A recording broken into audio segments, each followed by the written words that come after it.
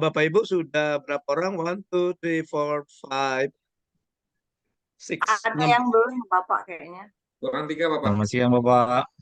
Selamat siang, Kang Adi. Orangnya ada 10, Pak. Selamat siang, Coach Ariel dan warahmatullahi kawan-kawan semua. wabarakatuh. Selamat siang, Coach. Kawan-kawan yang lainnya. Iya, Bapak-bapak. Bapak yang kurang Pak Mahmudi. Yang 78 sama Pak.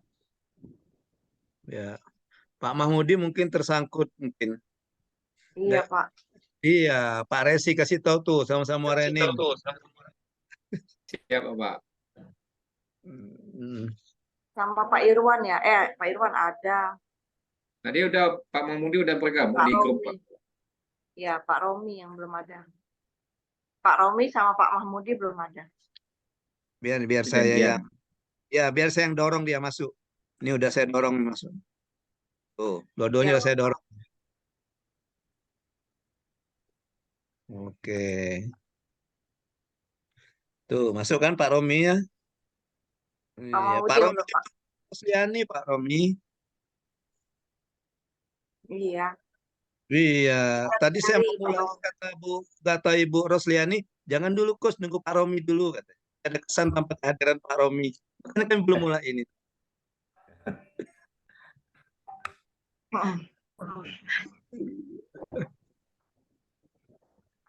Oke, baik, kita mulai saja Bapak Ibu. Bismillahirrahmanirrahim. Assalamualaikum warahmatullahi wabarakatuh. Waalaikumsalam warahmatullahi wabarakatuh, Bapak. Good afternoon Bapak Ibu semuanya. Apa kabar siang ini? Alhamdulillah. Alhamdulillah, sehat dan baik. Iya, gimana cuaca di sana? Apakah panas berdengkang? Panas, Iya, Pak. Ini panas sekali Bapak. Abunya bertebaran. Panas Kalau full, Pak. kata orang Palembang Panas Ibu berdengkang. Rosliani itu panas berdengkang, Bu ya. Ya, benar. Betul, Pak. Iya, panas Pak sekali ya. senyum-senyum sih Pak Ading. Iya, enggak, saya juga bingung tuh Pak Ading itu. Dengar kata berdengkang kok senyum dia ya. Ada apa ya? Apa yang ada dalam pikiranmu Pak Ading? Siang, Pak. Sama Pak, di Jambi juga panas berdengkang nih, Pak. Waduh, pintar tuh Bang. Emang bahasa Jambi berdengkang juga. Oke. Biasa di sini juga gitu, Pak. Pak Mahmudi. Ya, ya. Baik Bapak Ibu, ketemu lagi kita di sinkronus kedua agenda pembelajaran agenda ketiga pada hari ini di e-learning virtual classroom. Pertama-tama saya mau menyampaikan permohonan maaf karena tadi saya ada schedule di klasikal ya di klasikal angkatan 4. Jadi kita undur ya. Kita undur ya. Ya, Ya, ya Bapak. ya, Ya, jadi Pak. delay dulu. Delay berapa jam tadi delaynya ya? Ya, mungkin sekitar 2 jam lebih delaynya ya. Ya, tapi mohon maaf juga delaynya tidak ada kompensasi ya. Iya, biasa kalau delay lebih dari 1 jam dikasih minum itu, dikasih snack, delay lebih dari 2 jam dikasih makan gitu.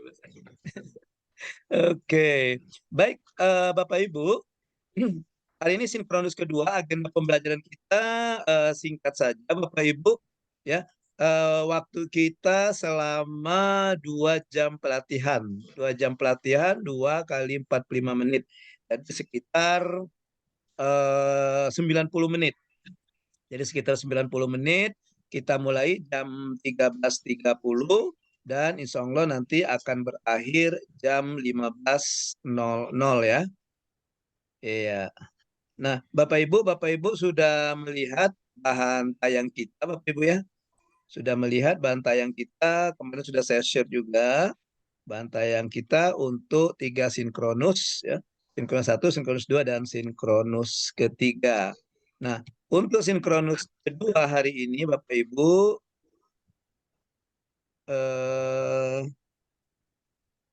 agenda pembelajaran kita iya. Iya kan? Ya, ini dia learning journal kita. Ini learning journey kita, pembelajaran kita untuk hari ini, untuk siang ini Bapak Ibu. Ya. Ya, pertama kita paparan tugas kelompok asinkronus, ada 2 kelompok, kelompok A dan kelompok B.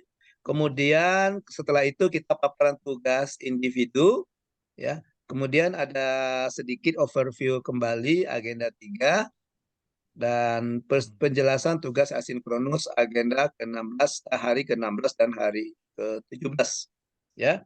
Jadi ini learning journey kita, sekuen pembelajaran kita.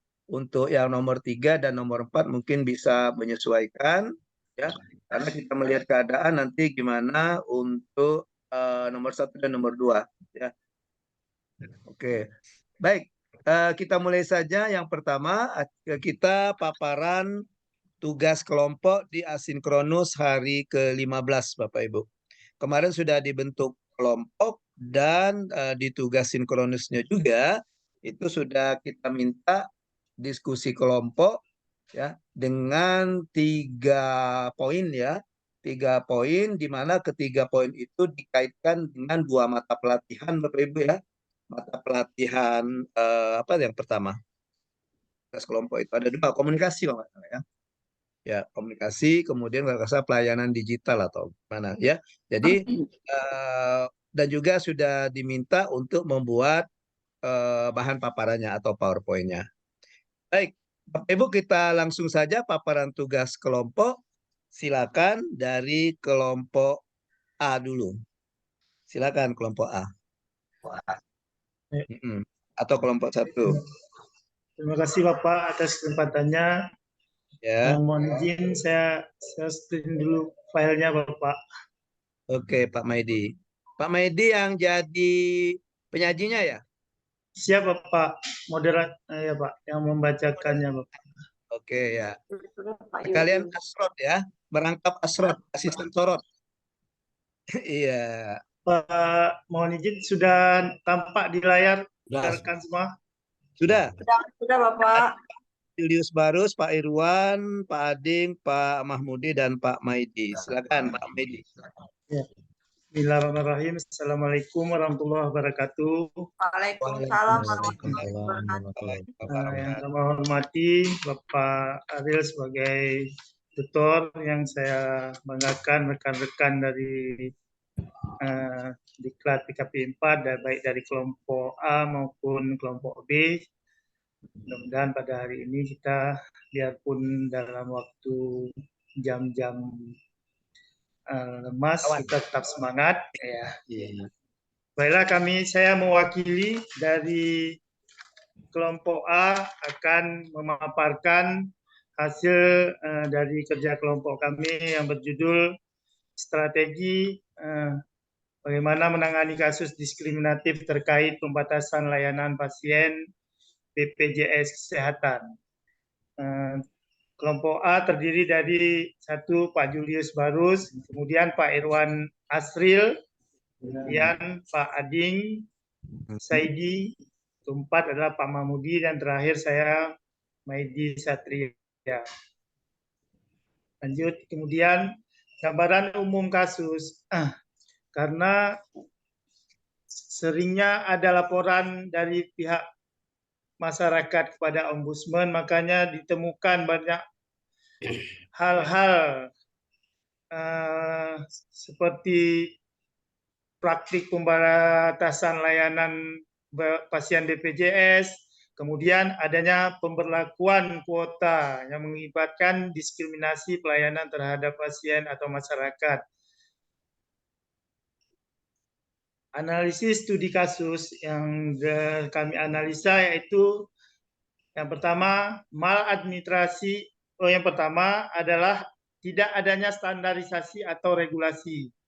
Yang kedua, adanya dugaan diskriminasi oleh pihak pelaksana yang memberikan pelayanan publik. Dalam hal ini adalah instansi dari BPJS tersebut. Yang ketiga, adanya dugaan pengabaian kewajiban hukum dan penyimpangan prosedur.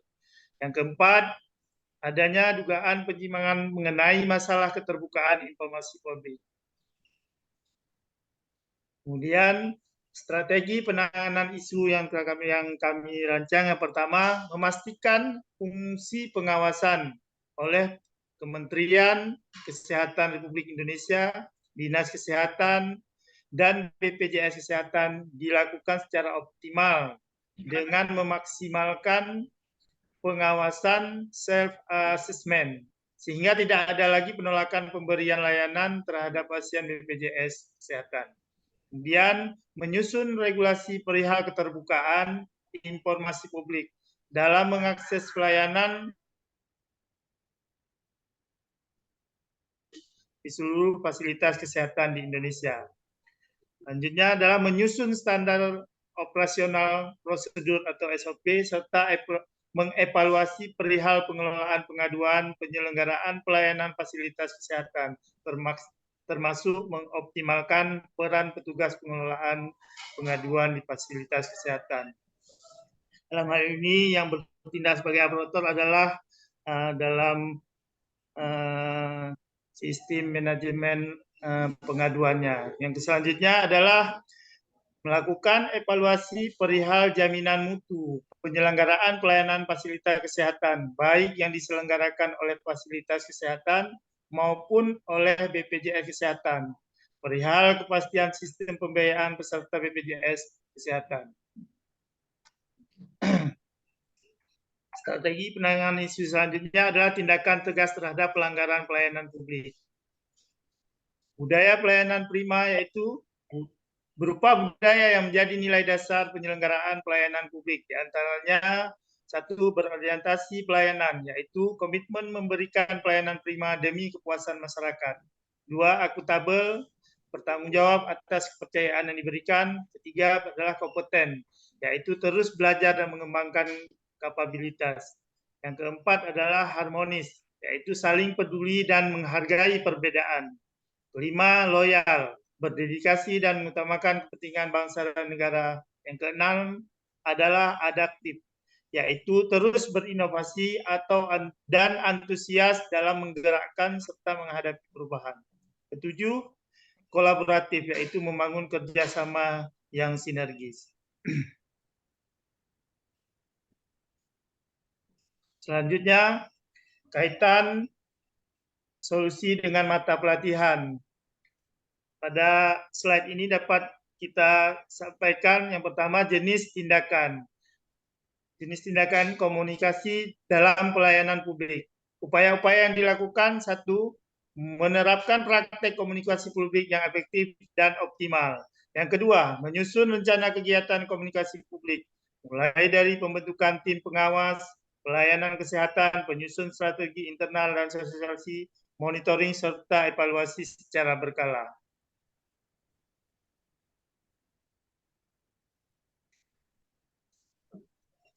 Dua, yaitu pelayanan publik digital. Penerapannya adalah guna memantau pelayanan BPJS Kesehatan tersebut.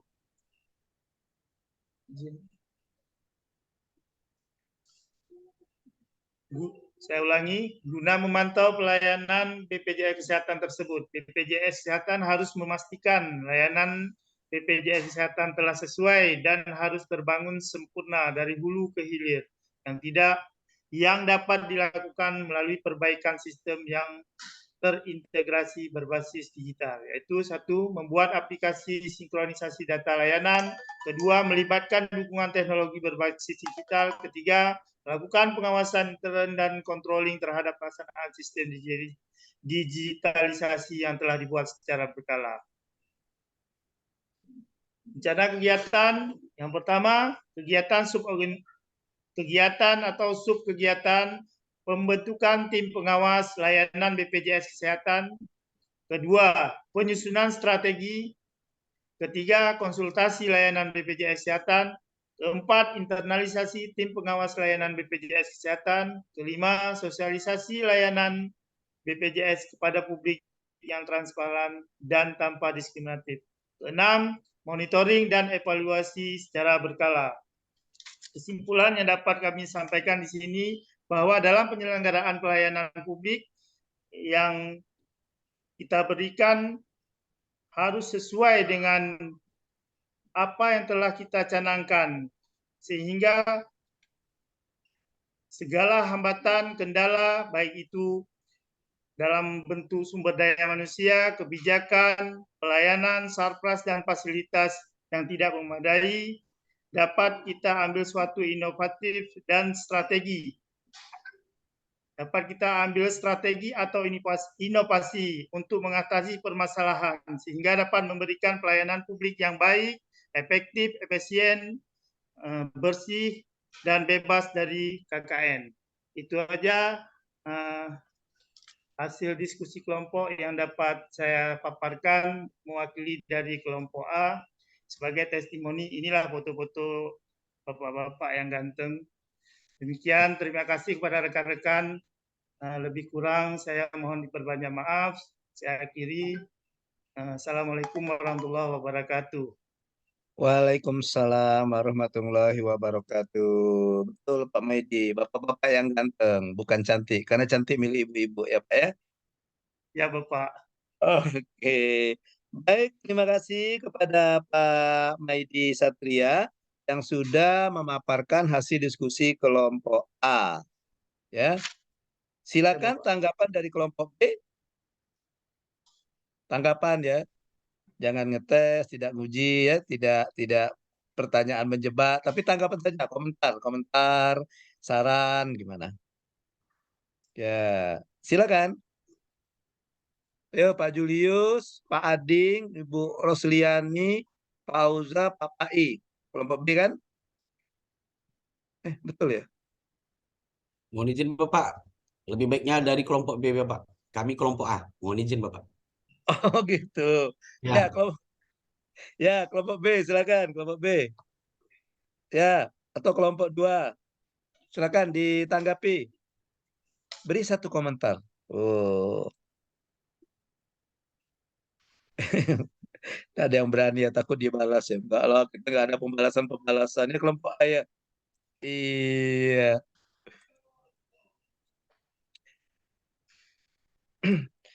Oke, baik. Kalau tidak ada, ini kelompok A baru satu ya tugasnya ya.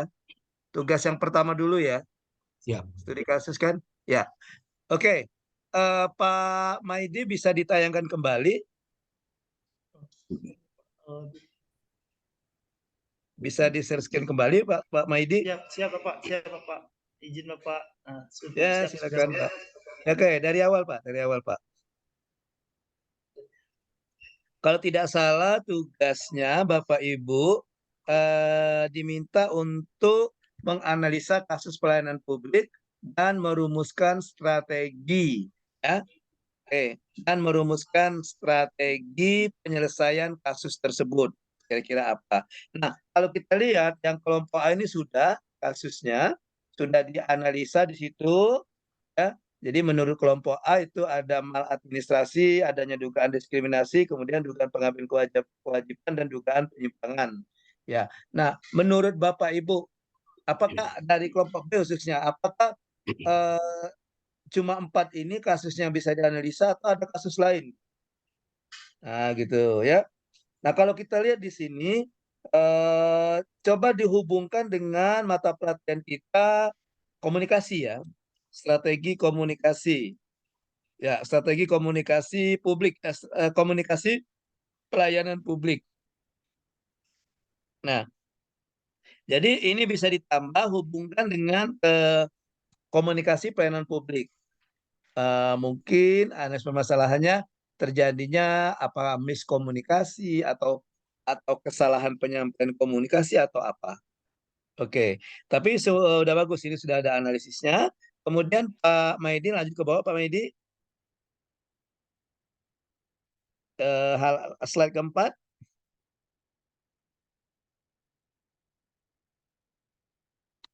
Halo Pak Maidi. Where are you?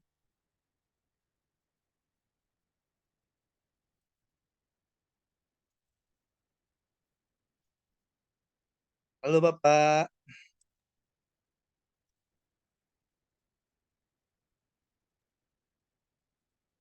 Mungkin jaringannya Pak itu. Iya, mungkin karena jaringan ya. Tapi Pak Maidinya masih ada ya? Masih stay di sini? Masih Pak, masih. Mati lampu Ya. kali Pak. Oh Nah. gitu. Kayaknya selain ini kali ya. Selain PLTU, PLTA tambah satu lagi nih. Izin PLTA. saya share coach. Iya. PLTA juga ini. Pembangkit listrik takut hangat. Takut hangat. Ya, ya. Oke, thank you Pak Barus. Coba slide berikutnya Pak Barus. Yang slide keempat. Nah, itu. Ya, dia sudah di sini juga kelompok A juga sudah menerapkan beberapa menurut kelompok A strategi untuk penyelesaian kasus ini. Ya, ada memastikan fungsi pengawasan, menyusun regulasi, menyusun SOP, kemudian evaluasi periode jaminan mutu penyelenggaraan pelayanan. Ya, oke. Ke bawah lagi masih strategi Pak Izin, Barus. Oke, tindakan tegas, Apa Pak, kemudian mati lampu tadi Pak. oh gitu ya Pak ya. Iya. Oke, nggak apa-apa Pak Medi. Sudah dibantu sama Pak Julius Barus. Ya, kemudian kita lihat di sini. Nah, strateginya juga nanti coba dikaitkan juga dengan komunikasi dan pelayanan publik. Ya, oke, komunikasi dan pelayanan digital maksud saya.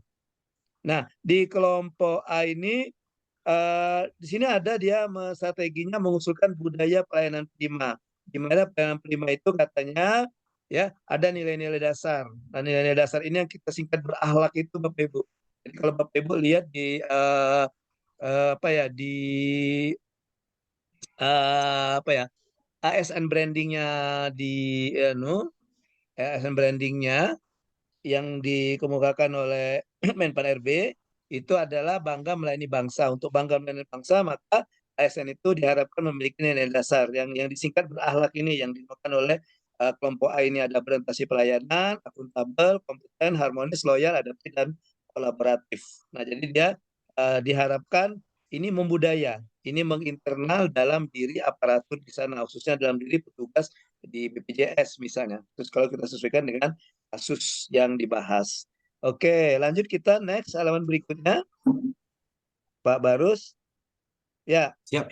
Nah, ini baru ada kaitannya. Oke, oke. Jadi untuk yang strategi ada kaitannya ya. Ada bagus ini kelompok A sudah mengaitkan dengan mata pelatihan komunikasi katanya ada upaya-upaya yang perlu dilakukan kaitannya dengan komunikasi dalam pelayanan publik ya, menerapkan praktek komunikasi katanya ya. Kemudian menyusun rencana kegiatan komunikasi publik mulai dari pembentukan tim sampai ke evaluasi. Oke. Kalau kaitan dengan mata pelatihan pelayanan digital ada? Tadi ada kayaknya tadi. Nah, Pak. ini. Ya, oke. Jadi dia membuat aplikasi yang sinkronisasi, melibatkan dukung teknologi dan melakukan pengawasan. Oke. Ya, bagus sekali. Jadi begitu ya. Jadi begitu paling nanti untuk kedepannya nanti kalau ini sudah yang ini udah selesai. Kalau kata Inul tuh masa lalu biarkan berlalu yang ini. Nggak usah kita bahas lagi. Ini hanya saran saya saja. Nanti kalau misalnya ada kesempatan lagi untuk membuat analisis seperti ini, tolong nanti di analisis permasalahannya juga dihubungkan dengan mata pelatihan yang ya topiknya. Baik. Ya, iya. Kalau untuk kaitannya sudah, kalau untuk solusinya sudah. Jadi ada secara umum tadi strateginya, kemudian dikaitkan dengan mata pelatihan dua ini, komunikasi pelayanan publik dan pelayanan publik digital. Oke, thank you kelompok A. Kita kasih aplaus untuk kelompok A. Sama-sama Pak. Iya. Mari sama-sama kita melakukan tepuk salut. Tepuk salut. Salut, salut. Prok, prok, prok. Salut, salut. Prok, prok, prok. Salut. Salut untuk kelompok A. Lanjut kita ke kelompok B. Silakan siapa jubir kelompok B? Jubir tahu Baiklah. Bapak Ibu jubir ya? Juru Jubir, bicara. Juru bicara. Juru Juru bibir. bicara saya Bapak sebagai moderator. Oke, silakan Ibu. Ya, baiklah. Selamat siang. Yang Ya, terhormat Bapak Ariel dan juga Ibu Dwi kebetulan ada di sini dan juga rekan-rekan anggota kelompok 3 dari angkatan 6. Pada hari ini kami dari kelompok B akan memaparkan tugas kelompok kami yang akan disampaikan oleh Bapak Resi dan kepada Pak Resi kami silahkan. Iya, silakan. Di kelompok B Assalamualaikum ada warahmatullahi wabarakatuh. Assalamualaikum warahmatullahi wabarakatuh. Izin Bapak share screen. Assalamualaikum warahmatullahi wabarakatuh. Saya selaku pemapar tugas kelompok B, yaitu analisis kasus pelayanan publik digital dan strategi penyelesaian.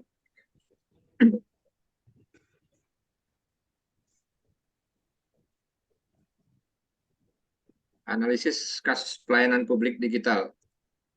Praktik pembatasan layanan pasien peserta Badan Penyelenggara Jaminan Sosial atau BPJS Kesehatan di sejumlah fasilitas kesehatan. 1. Pembahasan.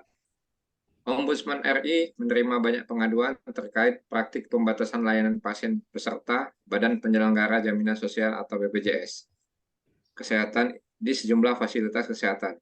Praktik ini dinilai diskriminatif sehingga perlu diawasi lebih ketat. Anggota Ombudsman RI, Robin Naedi Jaweng, mengatakan pelayanan kesehatan merupakan hak konstitusional setiap warga untuk mendapatkan perlindungan dari negara. Akan tetapi, diskriminasi pelayanan kesehatan masih terus terjadi. 2. Analisis permasalahan. Beberapa faktor yang menjadi alasan kuat dari kasus penyelewengan dalam proses penyelenggaraan jaminan kesehatan meliputi A. Masyarakat tidak mendapat jaminan keterbukaan informasi secara utuh, seperti kapasitas layanan vaskes, dokter yang melayani dan proses rujukan pasien. B. Pengguna layanan BPJS Kesehatan tidak lagi ditolak oleh fasilitas kesehatan tingkat pertama atau FKTP maupun fasilitas kesehatan rujukan tingkat lanjut. C. Potensi maladministrasi dalam penyelenggaraan pelayanan kesehatan. D. Perlakuan kuota mengakibatkan diskriminasi pelayanan terhadap pasien BPJS Kesehatan. E. Keterbatasan kemampuan dan kurangnya tenaga dokter, serta ketersediaan ruangan dan alat medis, serta adanya perbedaan pembiayaan bagi fasilitas kesehatan. F. Belum adanya SOP atau prosedur operasional standar evaluasi pengelolaan pengaduan. 3. Strategi penyelesaian. Pelayanan digital telah membawa perubahan signifikan pada sistem pemerintahan dalam pemberian layanan publik kepada masyarakat. Dengan pemanfaatan teknologi digital pada proses administrasi dapat memangkas pekerjaan lebih cepat dan akurat, menghemat waktu dan biaya, serta meningkatkan kepuasan masyarakat terhadap layanan publik.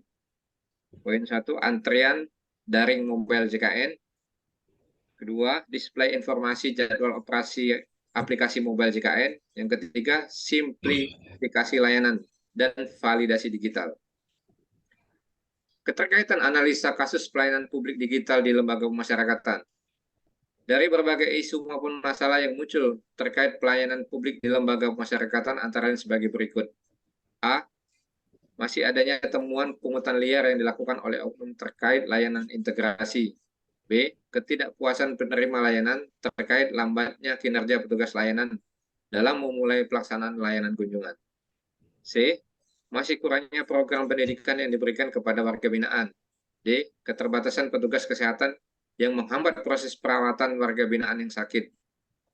E. Masih terbatasnya layanan konsultasi hukum bagi seluruh warga binaan. Strategi peningkatan pelayanan publik melalui pemanfaatan teknologi digital ialah laporan pengaduan online. Yang kedua, pelayanan kunjungan online bagi keluarga warga binaan. Selesai, Bapak. Terima kasih. Oke, kembalikan ke moderator.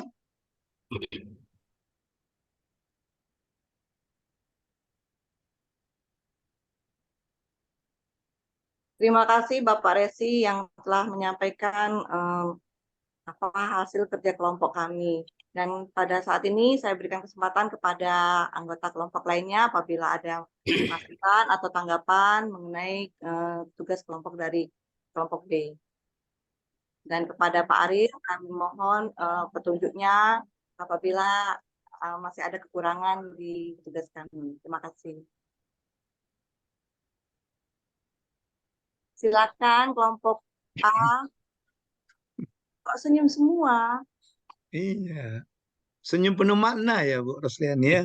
Sepertinya Pak, mereka tidak berani menanggapi karena tadi kami tidak menanggapi mereka. Itu termasuk balas dendam nggak itu? Mohon maaf Bapak, seperti inilah kami di kelompok 3 ini Pak. Memakai azas kesetaraan, Bu. Ya, betul. Dan satu lagi Pak Medi, azas kekeluargaan gitu ya. Ya, betul. Kami Ya, sangat ya, bersyukur sekali benar, Bapak. Kebersamaan dan kekeluargaan. Oke ya, bersama. Oke, baik. Terima kasih kepada Ibu Rosviani selaku moderator. Terima kasih juga Ya, Bapak. kepada Resi selaku penyaji merangkap asrotnya ya, asisten sorotnya. Oke, Pak Resi bisa ditayangkan kembali tadi bahan tayangnya.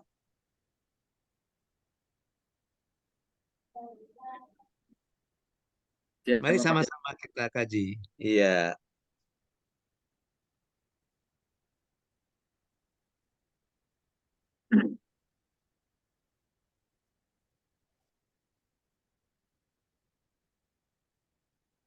Pak Resi tulisan di belakangnya itu terbalik ya. Bapak sama semua. Apa salah, Pak?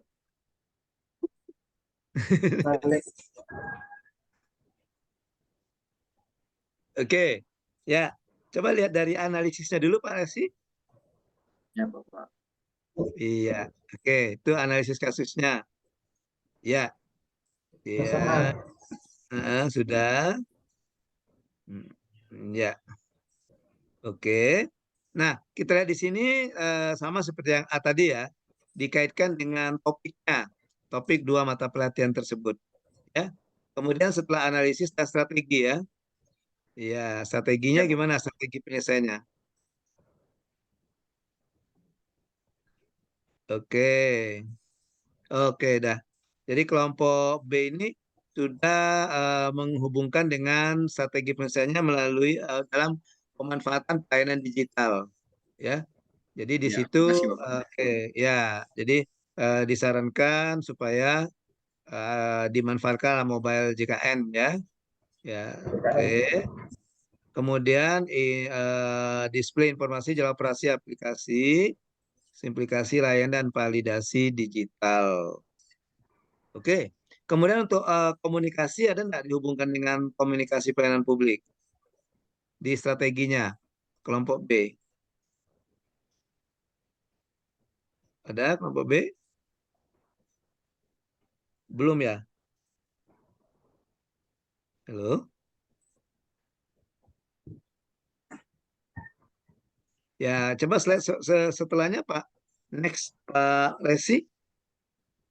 Ya, Bapak. Oke, masih pengapatannya. Oke. Oh, masih pelayanan publik digital ya Pak Resi ya. Masih dihubungkan dengan ya, oke, pelayanan publik digital. Jadi ini, loh kok ini ke lembaga pemasyarakatan? Oh, ini ngambil contoh di lembaga Ya, pemasyarakatan Pak. gitu. Karena kan di Ya. kasusnya kan harus digabungkan dengan agenda Nah, 3 SIU. ya. Salah satu dari Oke. kelompok. Ya, ya, ya, ya. Jadi kelompok B ini membandingkan, oke, bagaimana penerapan manfaat dari Pengendalian kinerja di ya, dalam lapas, Pak. ya betul, manfaat atau keuntungan lah ya, keuntungan atau manfaat dari dilakukannya pelayanan digital di lembaga pemasyarakatan. Oke, Siap, Bapak. Langsung ya, ini. ya. Jadi itu masih adanya temuan pengetahuan dilakukan oleh oknum pelayanan ini. Jadi ini kayak tampaknya kalau alasan kenapa perlunya pelayanan digital itu kali ya Pak Resi ya. Iya. Iya, Bapak. Siap. Karena dengan adanya pelayanan digital itu bisa menghindari terjadinya pungutan liar karena dia tidak bertatap muka langsung gitu Pak Resi ya. Siap, Ya, Bapak. ya dia tidak bertatap muka langsung. Kemudian juga alasannya kenapa perlunya pelayanan digital di lembaga pemasyarakatan karena terkait keluhan penerima layanan ini tentang lambatnya kinerja petugas layanan memulai pelaksanaan layanan kunjungan. Ini bagi keluarga WBP ya Pak Resi ya. Ya, Bapak. Karena kan Ya, jumlah yang berkunjung dengan jumlah petugas pelaksanaannya juga tidak sebanding, Bapak. oh ya betul. Jadi dalam artian kata, kalau misalnya warga binaan, keluarga-warga binaan itu mau datang, proses pendaftaran, karena kan di tempat kami itu harus melaksanakan pemeriksaan barang maupun badan, Bapak. Ya betul. Jadi kalau misalnya ditambah proses antrian, pendaftaran, verifikasi berkas pendaftaran, itu udah memakan waktu yang cukup lama. Tapi seandainya Iya. itu dilakukan via digitalisasi, mereka cukup datang, verifikasi berkas, dan pemeriksaan barang dan badan, Pak. Oke, jadi bisa juga menghemat waktu tunggunya, Pak Resi ya. Iya betul. Iya, Bisa Bapak. menghemat Ya, waktu tunggu. Kalau mereka harus daftar dulu, ngambil nomor antri, ya nunggu lagi kan. ya, Bapak. Oke, oke. Kemudian masih kurangnya program pendidikan diberikan kepada warga binaan. Oke, pendidikan keluarga binaan WBP Mas. Iya, Oke, Bapak. oke. Keterbatasan petugas kesehatan menghambat proses perawatan. Ya, masih ada keterbatasan warga kesehatan. Biasanya mungkin ada standarnya Pak Resi ya. Berapa warga binaan dia, berapa misalnya dengan jumlah warga binaan sekian, petugas kesehatannya atau tenaga medisnya sekian gitu. Ada standarnya gitu Pak Resi ya. Ya, Bapak. Ada nggak Dan Pak diwajibkan Resi? satu lapas itu satu dokter, Bapak. Sedangkan di setiap lapas tuh, dalam satu lapas tuh, satu daerah ada satu dokter itu aja, udah bilang ajaib, Pak. Oh gitu. Nah, ya itu tadi. Karena keterbatasan tadi kan. Oke, kemudian masih Ya, banyak konsultasi bagi seluruh warga binaan. Oh, oke. Jadi ini kayaknya permasalahan-permasalahan ini nanti bisa diangkat ini oleh yang permainan sama bisa diangkat nanti di kemarin waktu yang kita belajar DO kemarin diagnosa organisasi ya. Ya, ya, Bapak. ini diagnosa organisasinya. Oke, bagus sekali. Terima kasih kelompok B. Mari kita kasih tepuk salut. Salut, salut. Salut, salut. Salut. Terima kasih kelompok B. Untuk tugas kelompok yang kedua gimana? Sudah siap? Tugas Ya, yang C. ini ya Pak, yang esai. Yang Ya, esai, mengambil sampel jadi salah satu. mengambil sampel salah satu. Siap. Untuk Ya. kelompok B sudah Pak. Bapak. Akan Oke, dilanjutkan siap. Bapak Resi lagi. Oh, Pak Resi lagi. Pak Resi lagi. Kalau dari kelompok B ada hasil esainya dari Bapak Resi, Bapak Ketua kami. Oh, gitu. Penyajinya masih Pak Resi juga. Pak Resi, Pak. Oh, gitu. Ya, mohon bersabar Pak Resi. Ya, Bapak. Ya, silakan Pak Resi.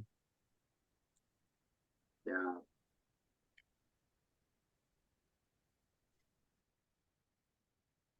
Assalamualaikum warahmatullahi wabarakatuh.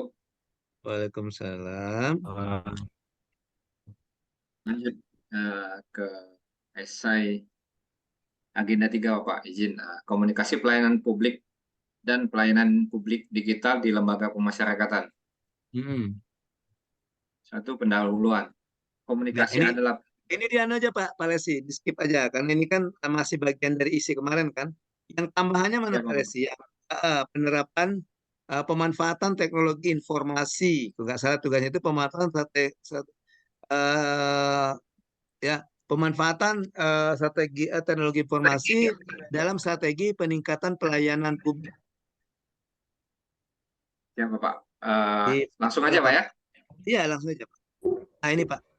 Jadi langsung ke poin C aja, Pak. Strategi lembaga pemasyarakatan dalam penggunaan teknologi digital dalam membangun komunikasi dan digitalisasi layanan publik. Berikut strategi dalam penggunaan teknologi digital dalam membangun komunikasi digitalisasi layanan publik di lembaga pemasyarakatan. Yang pertama, yang satu, adanya aplikasi sistem database pemasyarakatan. Kedua, adanya layanan komunikasi berbasis visual bagi penerima layanan.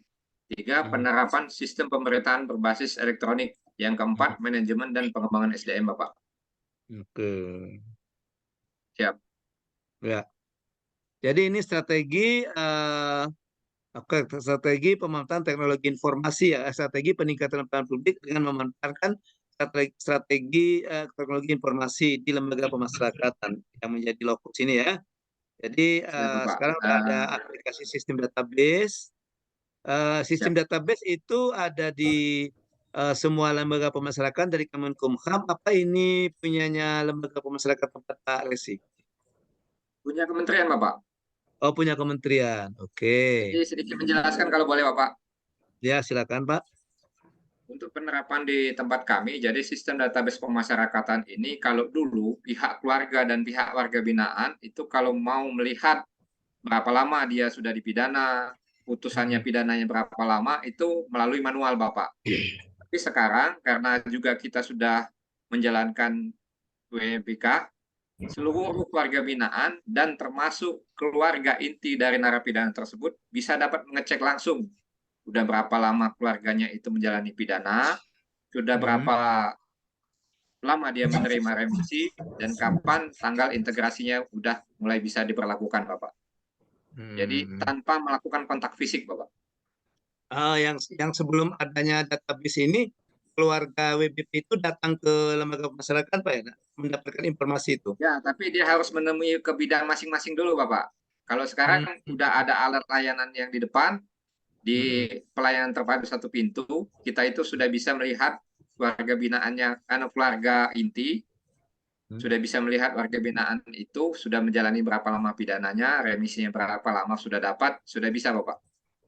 Oh gitu, ya ya. Jadi yang kata Pak Residen menghilangkan kontak fisik. Oke, ini termasuk salah satu pemanfaatan teknologi informasi dalam pelayanan publik digital ya. Oke, Ya, yang kedua? Bapak. Adanya layanan komunikasi berbasis virtual bagi penerima layanan, Bapak. Jadi layanan yang kami terapkan itu bisa dibilang seperti layanan video call kunjungan, Bapak. Karena kan kalau memang mereka harus ketemu fisik, merupakan antrian, jadwal tunggu. Kalau memang pun mereka keluarganya berjarak, ya mereka harus datang ke tempat. Tapi kalau sudah melakukan virtual seperti video call, mereka tanpa datang ke tempat lagi, Bapak. Ya, bisa dari tempat tinggalnya atau dari mana gitu. Nggak harus ke LP-nya, Pak ya? Siapa, Pak? Iya, oke. Oke, bagus sekali. Kalau penerapan SPBE, contohnya apa, Pak? Jadi kami misalnya penerapan SPBE di lapas kami ialah kalau misalnya administratif surat dan menyurat sudah tidak lagi menggunakan manual, Bapak. Hampir 60% sudah menggunakan digitalisasi, Bapak. Digitalisasi. Contohnya di pengelolaan surat ya. Pengelolaan Siap, surat. Bapak. Siap. Oke. Oke, baik. Nah, di antara yang tiga ini menurut Pak Resi, apakah ada yang menurut Pak Desi perlu pembenahan atau perlu aplikasi pendukung? Misalnya yang pertama. Bapak. Poin keempat. Poin keempat. Apa itu? Kami minimnya pengembangan SDM, Bapak. Karena mengingat jumlah anggota saja tidak berbanding cukup dengan warga binaan, apalagi melakukan pengembangan SDM, Bapak. Ya, pengembangan contohnya apa, Pak? Misalnya penguatan dan pelatihan-pelatihan bagi anggota satuan tugas yang di bawah masyarakatan, Bapak. Oke, pelatihan-pelatihan mungkin bisa jadi pelatihan-pelatihan di tempat kerja itu ya, namanya in-house training ya. Mungkin pemberian pelatihan, terutama sekali pelatihan-pelatihan dalam pemanfaatan teknologi ini kali Pak, bagi informasi ini Pak ya. Siap, Bapak. Ya. Siap. Oke, mungkin kalau kita lihat dari petugasnya atau ada petugas yang senioritas dari segi umur senioritasnya sudah tinggi umurnya, nah mungkin yang itu perlu kita kembangkan lagi pemahaman mereka tentang teknologi informasi ini ya. Ya kadang-kadang kita kendalanya di situ kan ya Pak Resi ya. Ya ada yang sudah bertahun-tahun misalnya dia di LP itu sebagai petugas LP, saya tahunya yang manual itu begitu dapat bahwa kita harus merubah dari pelayanan manual ke digital, kadang-kadang mereka menemui kendala mungkin dalam mengoperasikan atau gimana gitu. Nah mungkin maksud Pak Resi pengembangan SDM-nya bisa di situ masuk kalau saran saya Pak Resi bisa. Ya. Siap, Pak. Siap. Ya, jadi tidak harus dikirim, mereka mungkin Pak Resi mengumpulkan atau mengundang dari pihak luar atau siapa gitu ya yang bisa membimbing para petugas ini dalam memanfaatkan aplikasi-aplikasi yang ada di lembaga pemasyarakatan. Oke, bagus sekali. Terima kasih kelompok B diwakili oleh Pak Resi. Silakan kelompok A. Siapa yang diangkat kelompok A?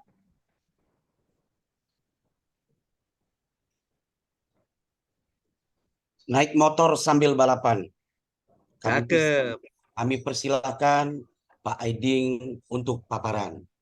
Siap, Oke. Bapak. Terima kasih. Ini Pak Ketua Kelompok, Pak Julius, izin. Oh, Pak Assalamualaikum Julius. Pak Ade warahmatullahi pakai wabarakatuh. pantun juga. Waalaikumsalam warahmatullahi wabarakatuh.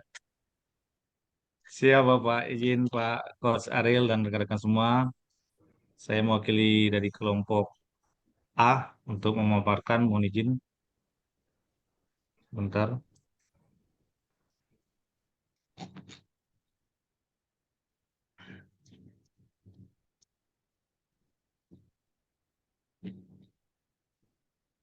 Apakah sudah tertampil, Bapak? Oh, sudah Pak Ading. Ya, terbaca. Sudah. Sudah Pak Ya. Ding. Mohon izin. eh, Bismillahirrahmanirrahim.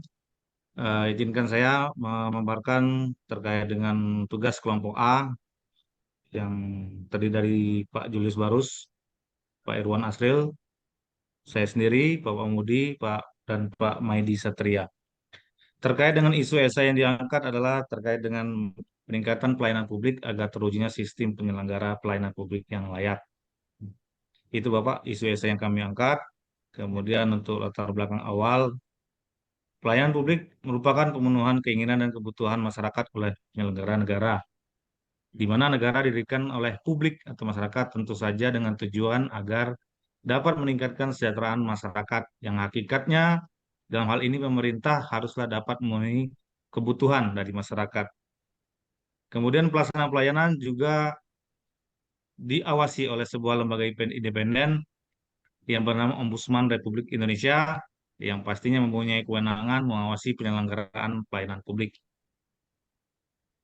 Kemudian pelayanan publik ini pun yang diberikan akan terwujud apabila didukung oleh sebuah perencanaan.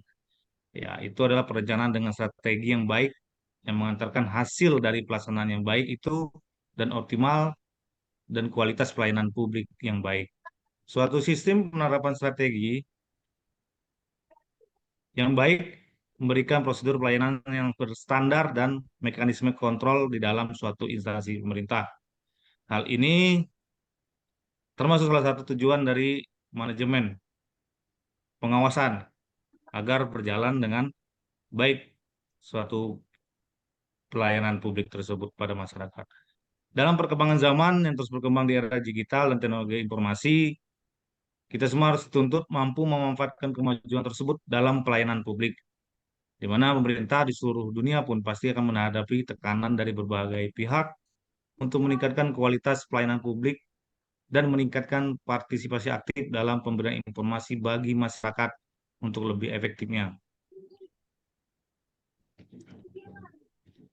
Di dalam ini terkait dengan manajemen pengawasan melalui proses pengendalian pengawasan secara manajerial menggunakan metode dan sistem perorganisasian, perencanaan, kebijaksanaan, prosedur, pembinaan personel, pencatatan hasil pengawasan dan laporan hasil pengawasan atau MONEP, evaluasi terhadap hasil pengawasan dari pelaksanaan pelayanan publik dengan tahapan-tahapan yang termasuk dari perencanaan, organisasi, pelaksanaan, pengendalian, dan kemudian terkait dengan unsur dalam manajemen pengawasan adalah yang pertama pastinya sumber daya manusia, Bapak, baik dari pimpinan sebagai role model pengawasan dan juga seluruh jajaran tentunya untuk pelaksanaan dalam lapangan terhadap masyarakat atau pengguna pelayanan publik. Kemudian yang mendukung adalah sarana prasarana untuk proses pelayanan publik itu yang juga dalam proses pengawasan. Kemudian terkait dengan anggaran pelaksanaan yang akan diperlukan untuk terlaksananya suatu kegiatan pelayanan. Kemudian teknik dan mekanisme pengawasan tersebut untuk memastikan juga berjalan dengan baik pelaksanaan pelayanan publik tersebut. Ruang lingkupnya terkait juga dengan substansi dan segala macam yang terkait untuk berjalannya pelayanan publik dan pengawasan yang baik, termasuk juga dengan tujuannya yang demi untuk terwujudnya pelayanan publik yang baik dan efisien. Kemudian ini terkait dengan analisis isunya, Pak, yang akan kita bahas terkait dengan isu tadi, yaitu strategi pemecahan masalah pelayanan publik melalui pemanfaatan teknologi digital. Dalam mengadopsi teknologi digital, untuk peningkatan pelayanan publik, pemerintah harus memiliki strategi yang matang dalam pengawasannya. Strategi tersebut mencakup perencanaan, pengembangan, dan pengelolaan sistem teknologi informasi yang terintegrasi. Pemerintah sebagai pelaksana pengawasan harus memastikan bahwa masyarakat memiliki akses yang mudah dan terjangkau terhadap teknologi digital, sehingga dapat meningkatkan partisipasi masyarakat dalam proses pelayanan publik tersebut. Di sini penerapan strategi yang kami tampilkan Bapak, kami angkat adalah untuk meningkatkan pemanfaatan teknologi digital. Yang pertama tadi sudah juga di awal pada saat isu, yaitu terkait dengan SDM Bapak, sumber daya manusia petugas. Jadi yang pertama pastinya membenahi sumber daya manusia petugas yang bertugas terdepan, yang menghadapi atau melayani masyarakat langsung dengan membangun karakter yang integritas, ramah melayani, dan tegas dalam aturan, seperti contoh menampilkan sosok karakter duta layanan, Bapak, baik secara langsung maupun di media sosial. Jadi gambaran awal sebagai role apa namanya sebagai maskot, izin Bapak, yang akan dijadikan maskot ditampilkan pada masyarakat sebagai pengguna layanan, mencerminkan dari ya petugas yang suruh dalam satu instansi atau satu layanan publik itu. Kemudian dilanjutkan dengan meningkatkan kualitas sumber daya manusia itu dalam mengelola teknologi digital sesuai dengan kondisi zaman sekarang. Jadi jangan gaptek, diusahakan untuk selalu menambahkan ilmu terkait dengan teknologi digital, khususnya di pelayanan publik, dengan pelatihan dan pengembangan secara terus-menerus dan berkesinambungan. Kemudian mengembangkan infrastruktur teknologi digital yang handal dan stabil sebagai pondasi pelayanan publik berbasis teknologi, ya seperti kalau kami SDP Bapak di lapas sudah ada di sistem database masyarakatan yang bisa diakses untuk bukan hanya petugas tapi juga masyarakat, dengan ada aplikasi fitur-fiturnya juga di dalam website bisa diakses. Kemudian memaksimalkan pemanfaatan teknologi pelayanan publik dengan eh, meningkatkan komunikasi dan akses masyarakat. Nah ini nyambung Pak dengan yang infrastruktur, sudah ada infrastrukturnya, jadi aksesnya kita arahkan kepada masyarakat untuk mereka mengetahui dan bisa menggunakannya Pak. Terkait dengan mohon maaf karena tidak semua masyarakat itu yang melek dengan teknologi, jadi kita juga arahkan mereka dengan baik. Nah, ya bukan berarti menyuruh-nyuruh atau memerintah, tapi kita memberikan solusi secara digital untuk lebih memudahkan aksesnya, lebih mudah dan cepat. Kemudian mendorong partisipasi aktif masyarakat dengan komunikasi publik dalam proses pelayanan itu sebagai alat untuk memberikan masukan dan saran sebagai evaluasi ke depannya, Bapak. Kemudian dilanjutkan, ini terkait dengan pihak eksternal juga, bukan hanya internal saja, meningkatkan koordinasi dan komunikasi antar instansi pemerintah dalam pelayanan publik untuk mempercepat proses integrasi teknologi digital.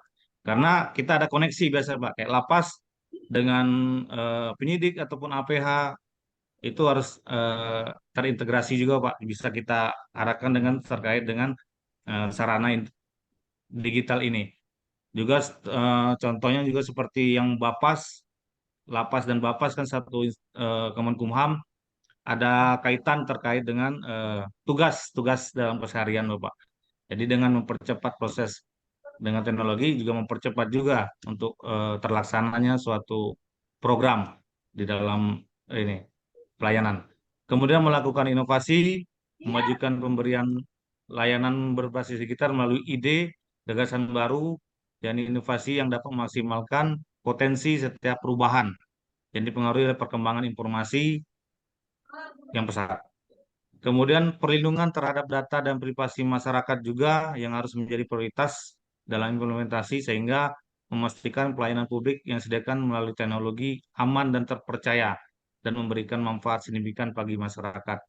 Kemudian pelaksanaan layanan informasi dan pengaduan yang ini juga menjadi satu langkah komunikasi pelayanan publik dari masyarakat, jangan hanya di satu arah saja, tapi dari masyarakat juga bisa memberikan informasi ataupun pengaduan terkait dengan penyelenggaraan pelayanan dan juga informasi yang mereka butuhkan dan dapat kita respon secara cepat apabila dengan teknologi digital. Yang terakhir tentunya pasti setiap kegiatan harus adanya pengawasan dalam pelaksanaan agar dapat diketahui kekurangan, kelemahan, kendala yang dihadapi sehingga menjadi evaluasi untuk perbaikan dari setiap data dan informasi yang sudah dilakukan secara digital untuk lebih cepat mencari solusi bermasalahnya. Demikian Bapak, itu yang dapat kami sampaikan. Lebih kurang saya mohon maaf, mohon arahan dan bimbingan selanjutnya. Apabila banyak kekurangan, itu adalah kekurangan dari kami, dari kelompok A. Demikian, terima kasih. Wassalamualaikum warahmatullahi wabarakatuh. Waalaikumsalam warahmatullahi wabarakatuh. Terima kasih kepada Pak Ading. Coba Pak Ading Ya, Bapak. langsung ke strategi tadi. Pak Ading kita lihat. Ya, Ini Bapak. oke. Kita lihat di sini dari kelompok A ini ya diwakili oleh Pak Ading bahwa ada beberapa poin ya, ada beberapa hal yang ditingkatkan ya, sehubungan dengan pemanfaatan teknologi digital ini. Dia dimulai dari petugas ya, dimulai dari SDM-nya ya, meningkatkan SDM-nya, kemudian infrastruktur ya, oke, Iya, dan Pak. kemudian mendorong partisipasi masyarakat. Oke, bagus sekali. Jadi di ketiga-tiga ini sudah mengarah ke bagaimana pelayanan digital itu seharusnya. Itu kira-kira Pak Ading ya. Ya. Ya, Kemudian yang Bapak. berikutnya Pak Ading. Ya, yang berikutnya dia ya, nah di sini baru masuk juga ke kaitannya topik pembelajaran kita kemarin itu berhubungan dengan komunikasi. Jadi meningkatkan koordinasi dan komunikasi. Kemudian. Nah, tentu saja hal-hal yang sudah ada itu kita tidak cepat puas dengan bagaimana kita menuju ke pelayanan publik yang berkualitas itu. Ya, tentu saja kita selalu melakukan inovasi seperti disarankan di kelompok A ini ya. Jadi melakukan Iya, Bapak. inovasi ya, sehingga kita jangan kita terus berinovasi, kita terus bagaimana caranya kita mencari cara yang lebih efisien, lebih efektif dalam penyelenggaraan pelayanan publik. Dan yang tidak kalah pentingnya kalau kita berhubungan dengan digital, kita berhubungan dengan data, tentu kita juga harus mempertimbangkan keamanan datanya bagaimana supaya pengguna dari aplikasi tersebut merasa aman, ya. Ya. Oleh karena itu di kelompok ini mengatakan bahwa yang menjadi prioritas yang penting itu adalah perlindungan data dan privasi sehingga masyarakat itu misalnya keluarga WBP itu merasa aman untuk menggunakan pelayanan digital tersebut. Kemudian Siap. ada juga pelayanan informasi dan pengaduan. Ya, ya masyarakat kan dari latar belakang pendidikan yang beragam gitu kan, latar belakang budaya yang beragam dan sebagainya itu gitu. Nah, kadang-kadang itu juga mempengaruhi bagaimana mereka memanfaatkan pelayanan digital yang kita berikan. Oleh karena itu katanya perlu kita buka room bagi mereka, space bagi mereka ketika mereka menemui kesulitan. Itu yang disebut dengan pengaduan tadi. Nah, gitu ya. Siap, Pak. Oke, ya. Dan yang terakhir itu dilakukan evaluasi secara berkala, ya. Itu dilakukan evaluasi Iya, Pak. secara berkala. Baik, terima kasih kepada kelompok A. Kita kasih aplaus untuk kelompok A. Iya. Ya, dengan demikian selesai sudah paparan di tugas kelompok ya. Oke, sekarang kita masuk ke tugas individu. Paparan tugas individu. Kalau tidak salah tugas individunya Bapak Ibu diminta untuk merumuskan atau mengidentifikasi dulu ya, mengidentifikasi pihak internal dan eksternal yang memiliki kaitan dengan pelayanan publik yang kita berikan, ya. Kemudian kaitkan dengan komunikasi pelayanan publik, substansi muatan dari mata pelatihan komunikasi pelayanan publik. Dan terakhir, Bapak Ibu menyusun strategi pelayanan publik di unit kerjanya bersama dengan pihak eksternal dengan memanfaatkan teknologi informasi.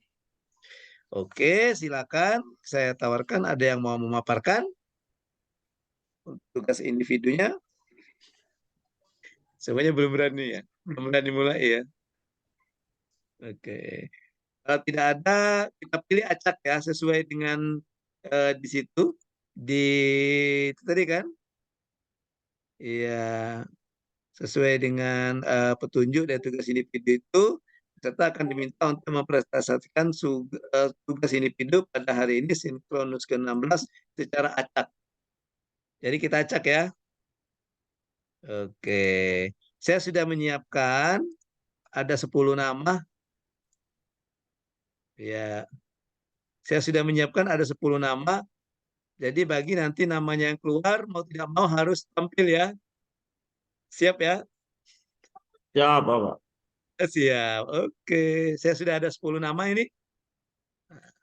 Ada Pak Ading, ada Pak Mahmudi, Pak Maidi, Pak Auza, Pak Mai, Pak Resi, Pak Romi, Pak Ibu Rosliani, kemudian Ibu Rosliani ya, 10 ya. Kita akan undi. Nah, nama yang terpilih itu yang akan mempresentasikan. Siap ya? Oke, siap. Kita putar. Iya. Nah, dia berhenti sendiri, bukan saya yang memilih ya. Ini tangan saya di sini ini. Saya tidak mencari apa-apa. Set. Pak Irwan. Iya, Ojan sama Pak Irwan. Anda berhak Silakan. mendapatkan hadiah 1 ekor bebek. Nyaris, nyaris, nyaris. Iya, Deg-degan. iya, sudah nyaris ke Ibu Rosliani ini ya. Kena Iya, kuis ya hari ini ya kan. Kena Semangat Pak jackpot, Irwan. kena jackpot Pak, ya kan. iya, Pak Irwan. Dapat iya, jackpot. Pak, Kena Pak Barus jackpot. mau kasih bebek katanya. Nanti di lingkup Arisan Dewi Bang. Dapat Tapi arisan kalau ada yang Dewi. berkenan lebih dahulu kan lebih bagus, kan gitu Pak. Ya. Ya kan Iya, Coach? iya betul Pak Irwan. Kita udah pilih sama-sama, tapi kalau ada yang berkenan lebih dahulu kan lebih bagus. Oke, ya. Karena tadi tidak ada yang menawarkan untuk tampil dulu, terpaksa kita undi. Hasil undiannya Pak Irwan.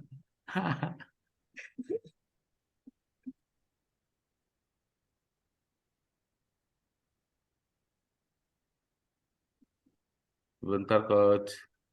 Ya, Ini yang saya bingung nih Coach. kenapa bingung Pak Irwan? Mau menampilkannya. Pak Irwan dibuka dulu file tadi, sudah dibuka Pak Irwan. File yang mau ditampilkan sudah dibuka. Nah, Oh, langsung kalau PTT-nya aja ya Coach ya? iya PPT-nya aja Pak Irwan buka, PPT-nya buka dulu. Ya, kemudian biarkan dia terengah-engah, baru Bapak klik share screen-nya.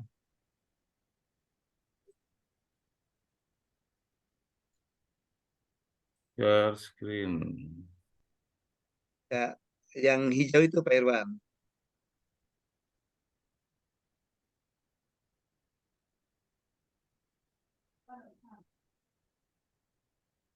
Yang di zoom yang hijau udah share screen, nanti muncul pilihan, Bapak klik yang Bapak buka tadi.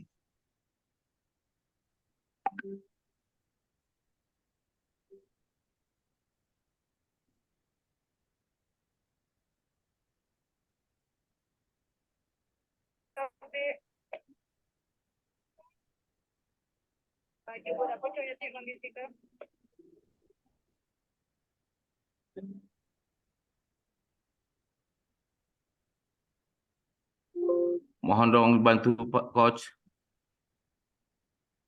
Oke, Pak Irwan sudah mengirimkan di WA dengan saya, di Japri atau di grup. Oh, sebentar udah Coach.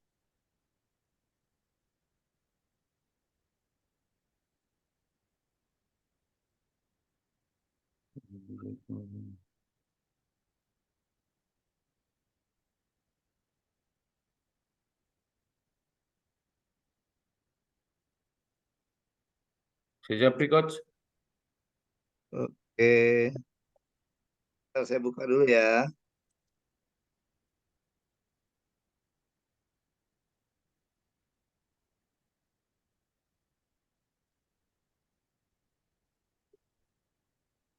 Ya, download dulu Pak Irwan.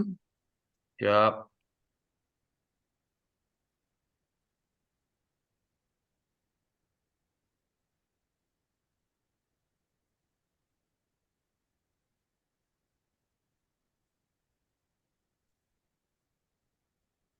Oke, kayaknya sudah di-download. Kita buka dulu filenya. Iya. Oke, silakan Pak Irwan dipaparkan Pak Irwan. Bang, makanlah Bang. Oke. Sudah muncul ini Pak Irwan? Oke, siap, Coach. Makasih. Ya, sama-sama Pak. Assalamualaikum warahmatullahi wabarakatuh. Terkait dengan Waalaikumsalam. paparan penggunaan aplikasi M-Paspor di imigrasi dalam pelayanan publik berbasis digital. Hmm. Kita ketahui bagaimana paspor itu adalah dokumen resmi yang dikeluarkan oleh pejabat imigrasi, pejabat yang berwenang dari suatu negara membuat identitas pemegang. Itu paspor ya. Paspor berisi biodata pemegang yang meliputi antara lain foto pemegang, tanda tangan, tempat dan tanggal lahir, informasi kebangsaan, dan juga beberapa informasi lain mengenai identifikasi individual. Siap. M-Paspor merupakan aplikasi yang dapat digunakan masyarakat untuk melakukan pengajuan permohonan paspor baru dan penggantian paspor secara online resmi dari Direktorat Jenderal Imigrasi. Jadi kalau yang lama kita menggunakan permohonan antrian manual, membawa iktp, kartu keluarga, dan identitas pendukung lainnya. Dan kalau dengan aplikasi M-Paspor, kita bisa menggunakan mobile phone, login di aplikasi M-Paspor, daftar identitas pribadi, pilih Kannim atau jadwal yang ditentukan, dan lakukan pembayaran di bank, dan datang ke Kannim sesuai jadwal, dan sampai proses pengambilan. Proses pendaftaran, kalau kelebihan dari M-Paspor ini, proses pendaftaran lebih cepat dan mudah. Satu akun bisa digunakan beberapa orang lebih atau keluarga, bebas pilih kantor imigrasi, bisa di seluruh Indonesia, Coach, dan memudahkan pembayaran. Dan bebas pilih jadwal kedatangan. Jadi jadwal kedatangan itu kita tentukan sendiri.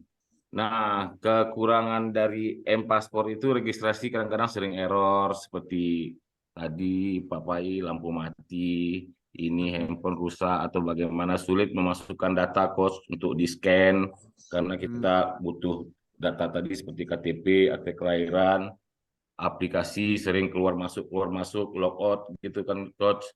Dan sering error, tidak bisa diakses. Status pembayarannya, jadi kita langsung pembayarannya melalui kas negara dulu, Coach, bukan langsung ke imigrasi, jadi sering error terkait dengan kekurangan M-Paspor tadi. Nah, penerapan layanan, keterbatasan penggunaan digital, tidak bisa bersifat menyeluruh,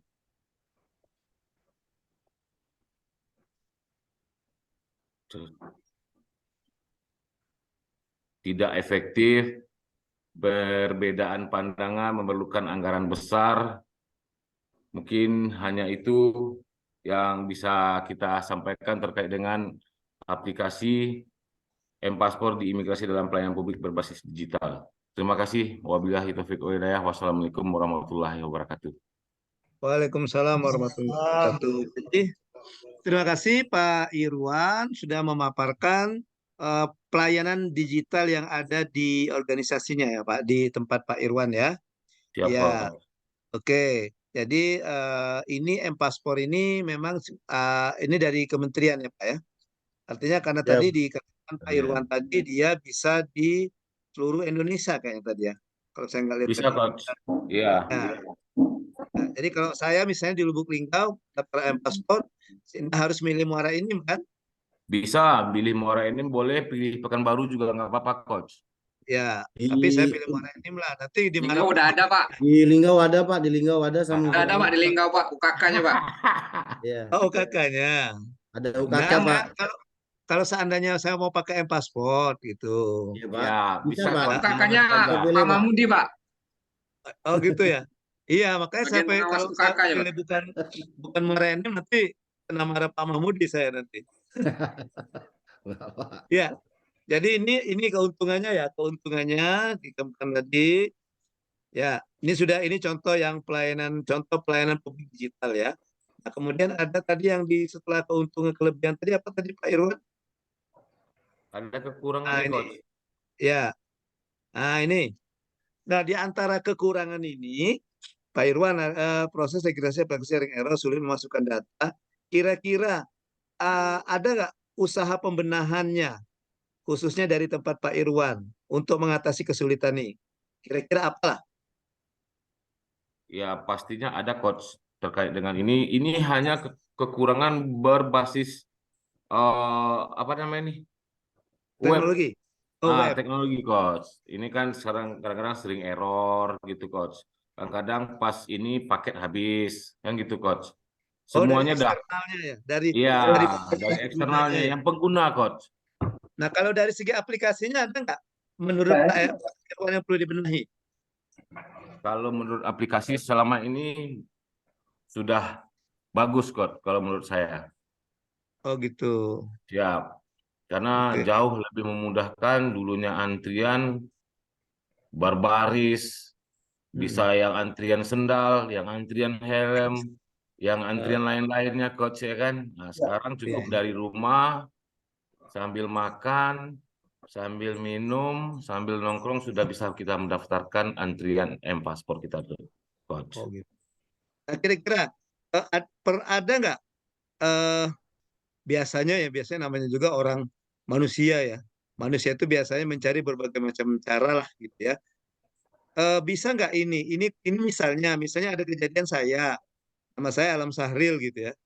Terus ini kemudian saya mau bikin paspor baru dengan datanya nama lain gitu, nama lain atau alamat lain gitu atau ini lain. Oke. Nah, ada nggak di sini untuk melacaknya, Pak? Kalau di situ cuma ada pilihan, Coach, paspor baru dan Ya, maksudnya gini. penggantian paspor. Oke, saya memilih paspor baru gitu ya. Nah, ternyata Siap. begitu keluar bisa dilainin ini, kemudian dapatlah saya paspor. Nah, karena tadi saya menggunakan dalam tanda kurung palsu lah, nama palsu gitu ya. Ya, kira-kira Izin, Coach. ya, Ini saya artinya menyampaikan. saya dapat 2 paspor. Nah, bisa nggak ini melacaknya? Pas saya itu punya 2 uh, paspor.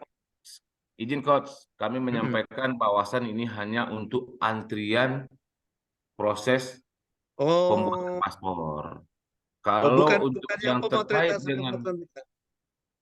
terkait dengan Coach pengen paspor baru padahal sudah punya, itu di Ya, sistem kita, Coach. Di e-office namanya kalau di kami. Ini hanya bukan. untuk basis antrian. Oh, Antrian gitu. untuk mendapatkan permohonan paspor, Coach.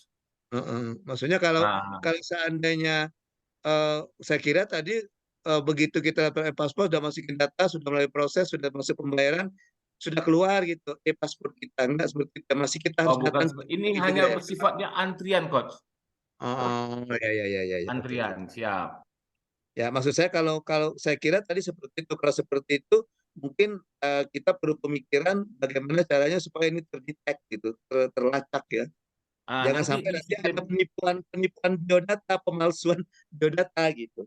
Kadang-kadang orang gitu setelah kan, kadang-kadang kan orang Indonesia banyak. setelah kalau kita udah mendapat antrian dan jadwal kedatangan kita, Coach, sesuai dengan jadwal kedatangan kita. Oh, sudah di Ya, tangan. Coach mau baru, mau penggantian, Coach yang milih di situ. Kalau baru pastinya ya kan melampirkan 3 tadi, Coach. Bukti domisili, KTP KK, yang satu bukti diri, yaitu akte Oh, kelahiran, gitu. ijazah, dan Oh, surat nikah. Kalau hanya untuk penggantian, cukup dengan KTP dan paspor lama saja, Coach, yang kita scan oke, oke. di dalam Oh, gitu. aplikasi tersebut. Oh, iya, ya. Artinya saya yang salah menanggapi. Saya kira langsung keluar kayak ini loh, Oh, enggak, Coach. kayak di kantor Siap. pajak itu kan misalnya kita mau bikin apa? NPWP yang digital, pergantian kartu yang secara digital kan cuma ngisi-ngisi data itu muncul kan, bisa kita download kan.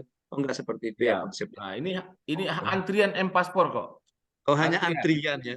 Artinya mereka Antrian, tetap Coach. datang juga ke ini ya, ke kantor Tetap datang imigrasi ya. sesuai jadwal yang telah ditentukan dia sendiri. Oh, gitu. Oke, Ya, siap. oke, paham saya. Oh ya ya ya ya. Jadi saya pikir tadi kalau seperti itu kita harus pikirkan juga bisa nggak ini aplikasi ini melacak. Nah kalau seandainya ini tadi saya mau mengatakan gitu Pak Irwan. Kalau seandainya menurut Pak Irwan eh, ini tidak terlacak, tidak bisa melacak, kalau seandainya menurut persepsi saya tadi ya, mungkin itu bisa jadi pertimbangan Pak Irwan dalam aksi perubahan, mau bikin sesuatu yang kira-kira bisa melacak bahwa orang ini sudah ada paspor sebelumnya gitu. Siap. Iya, Siap. iya kan? Saya Oke, mau Coach. mengarahkan ke situ. Kan pada prinsipnya gini ya, aksi perubahan nanti aksi perubahan nanti itu tidak harus membuat aplikasi yang baru, bisa mengevaluasi aplikasi yang sudah ada, gitu. Siap, Bisa Coach. bisa juga beli aplikasi yang sudah ada. Misalnya aplikasi ini, oh ternyata ini ada kelemahannya di sini. Kita perlu sesuatu untuk menutupi kelemahan. Itu bisa jadi suatu perubahan untuk dalam peningkatan pelayanan publik digital. Itu Siap, maksudnya. Coach. Ini Heeh. hanya antrian, Coach. Ini Siap. hanya ternyata nomor Untuk antri ya. mendapatkan antrian permohonan paspor. Oke, oke, oke. Mohon izin, Coach, bisa sedikit menambahin. Ya, gimana Pak Mahmudi? Baik, terima kasih Pak Coach, sedikit menambahkan bahwa saya sama Pak Irwan menjelaskan bahwa M-Paspor ini adalah antrian yang langsung diunduh, kemudian nanti bersifat paperless. Artinya nanti yang bersangkutan datang ke kantor langsung menuju ke customer service dengan menunjukkan bahwa yang bersangkutan sudah melakukan aplikasi permohonan paspor M-Paspor. Kemudian nanti dilanjutkan ke bagian wawancara. Terkait itu juga bahwa semuanya sebelum melakukan pelayanan yang di kantor, yang bersangkutan sudah membayarkan biaya paspornya itu sebesar 350. Dan ini tidak untuk paspor hilang, paspor rusak, dan juga bahwa dalam antrian itu dinyatakan bahwa ada pilihan paspor baru dan paspor pergantian. Kemudian bahwa M-Paspor ini bertujuan seperti yang disampaikan oleh Pak Irwan adalah untuk mengurai antrian yang ada di kanim-kanim atau di kantor-kantor imigrasi yang selalu kadang-kadang memang tidak dapat antrian, kemudian sulit mendapatkan antrian, dan ini juga dilakukan inovasi dari Direktorat Jenderal Imigrasi untuk mempermudah pelayanan paspor. Itu yang dapat saya sampaikan. Kemudian bahwa kalau ternyata dipilih yang bersangkutan punya paspor, tetapi dia masukkan aplikasi yang menyatakan paspor baru, akan tertolak sistem seperti yang disampaikan oleh Pak Irwan. Terima kasih Pak Coach. Oke, baik. Terima kasih Pak Mahmudi penjelasan tambahannya. Jadi keuntungannya itu ya Pak Mahmudi, kadang-kadang warga yang mau mengajukan paspor itu kan mungkin jaraknya jauh dari kantor imigrasi ya Pak ya. Betul Ya, Pak. ya mungkin dia ada kendala hambatan di jalan, begitu sampai ke kantor imigrasi harus antri lagi. Kadang-kadang dapat kesempatannya besok, mereka harus nginep gitu kan.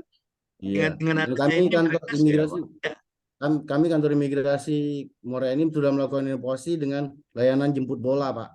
Jadi kami Oh, lakukan itu di Muratara, kemudian di Oku Selatan, kemudian di Oku Timur, kemudian di Pagar Alam. Jemput bola ini adalah layanan untuk mendekatkan diri kepada masyarakat, dan alhamdulillah pada tahun 2021 kantor imigrasi kelas 2 non TP ini mendapatkan predikat WBBM Pak. oke, oke, oke, oke, oke. Ya, ya itu tadi. Jadi dengan adanya itu masyarakat nggak perlu nunggu lama ya Pak Irwan, Pak Mahmudi ya. Begitu Siap datang Pak. dia langsung mendapatkan pelayanan. Karena Siap, kan Pak. sudah Prinsip dapat pelayanan itu Pak. Iya, iya, sesuai Prinsip jadwal pelayanan ya, BBM sesuai murah, jadwal yang masyarakat ditentukan dia sendiri, siap. Pak. iya sesuai dengan jadwal. Ya Ya dari prinsip kadang-kadang kan itu mereka Pak ya. datang kan ya, atau kadang-kadang ini prediksi saya saja, atau kadang-kadang dia datang ternyata berkasnya ada yang kurang, dia tidak membawa misalnya fotokopi KK atau KTP, dia pulang lagi gitu. Kalau ini kan sudah dimasukkan di situ kan Pak Irwan tadi ya. Betul betul Pak. Ya, sudah di Iya. scan. Karena pengalaman saya kemarin waktu saya pergantian ya, bukan perpanjangan ya. Kalau perpanjangan itu kasihan paspornya panjang seperti ini nanti. Iya, pergantian Pak. Ya, karena melakukan pergantian paspor ada yang serempak dengan saya di UKK Linggau itu ternyata dia tidak membawa persyaratan apa itu KK atau KTP. Jadi dia pulang dulu, mumpung syukur kalau Bu Linggau kan kasih komunikasi pulang dulu nanti datang lagi. Mungkin itu bisa menghindari yang itu salah satunya ya Pak ya, Pak Mahmudi, Pak Irwan ya. Iya, Oke. Oke, baik. Terima kasih Pak Irwan, Pak Mahmudi sudah menceritakan tentang strategi pengembangan pelayanan publik digital yang ada di kantornya. Kebetulan karena ini dari kementerian, di tempat Pak Mahmudi juga diterapkan sama. Jadi penerapannya sama ya. Pak Irwan dan Pak Mahmudi sama penerapannya. sama Pak. Tadi Pak, iya, karena ini sudah di kementerian. Baik, terima kasih. Kita kasih aplaus. Terima kasih, Coach. Kita lanjutkan ke berikutnya. Kita undi lagi ya. Ya, mudah-mudahan yang berikutnya ini yang dari pemasyarakatan. Yang imigrasi kan sudah nanti supaya kita sharing sama-sama mendapat pengetahuan ya. Atau kita tawarkan dulu siapa yang dari lembaga pemasyarakatan. Pak Oza dari lembaga pemasyarakatan. Atau dari kantor imigrasi. Lapas Pak, Jin. Oke, Lapas. Pak Oza bersedia? Oh ya, dari Lampung ya. Baru ingat saya. Bersedia Pak Oza memaparkan strategi Siap, pengembangan. Oke. Terima kasih Pak Oza, silakan. siap Bapak. Mohon izin, Coach. Terima kasih atas waktunya. Assalamualaikum warahmatullahi wabarakatuh. Waalaikumsalam warahmatullahi wabarakatuh. Waalaikumsalam warahmatullahi wabarakatuh. Sedikit kurangnya saya akan mempresentasikan tugas individu. Kalau ada kurangnya mohon harap maklum. Iya, nggak apa-apa. Manusia kan tidak luput dari kekurangan, Pak Oza. Ya, izin Bapak. Silakan. Duduk. Oza Domesti, AFD.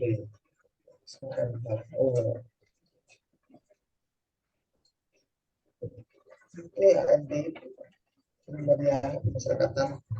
Izin Bapak. Ya. Tugas individu yang saya kerjakan aplikasi teknologi digital dalam sistem inovasi peningkatan pelayanan kesehatan bekerjasama dengan BPJS Kesehatan di Lapas kelas 2B Gunung Sugi. Ini komunikasi publik, tadi sudah banyak dibahas. Komunikasi publik menunjukkan proses komunikasi kepada halayak luas. Salah satu cirinya, komunikasi publik adalah isi pesan yang disampaikan dalam proses komunikasi ini sudah direncanakan terlebih dahulu. Dikutip dari buku Etika Komunikasi Organisasi. Filosofi konsep dan aplikasi karya Rusdiana komunikasi publik adalah proses komunikasi di mana pesan disampaikan oleh komunikator kepada halayak yang lebih besar atau masyarakat dalam situasi tatap muka. Komunikasi publik yang efektif dalam menjalankan tugas dan fungsi jabatan sebagai pimpinan jenjang pengawas untuk pengendalian pekerjaan menuju pelayanan publik yang optimal. Ini dilanjut, next. Izin. Sebagai salah satu unit pelaksanaan teknis di bawah Kementerian Hukum dan HAM, Lapas Kelas 2B Gunung Sugi menyelenggarakan pelayanan publik secara profesional. Salah satunya pelayanan publik yang digencarkan adalah pelayanan kesehatan bagi warga binaan.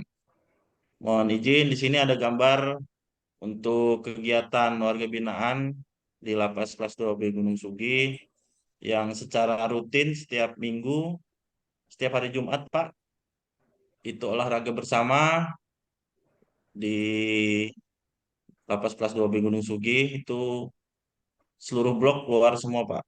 Jadi nanti ada instruktur untuk olahraga bersama, olahraga aerobik, Bapak. Tercatat dan terdapat sebanyak 696 warga binaan yang berada di Lapas Kelas 2B Gunung Sugi.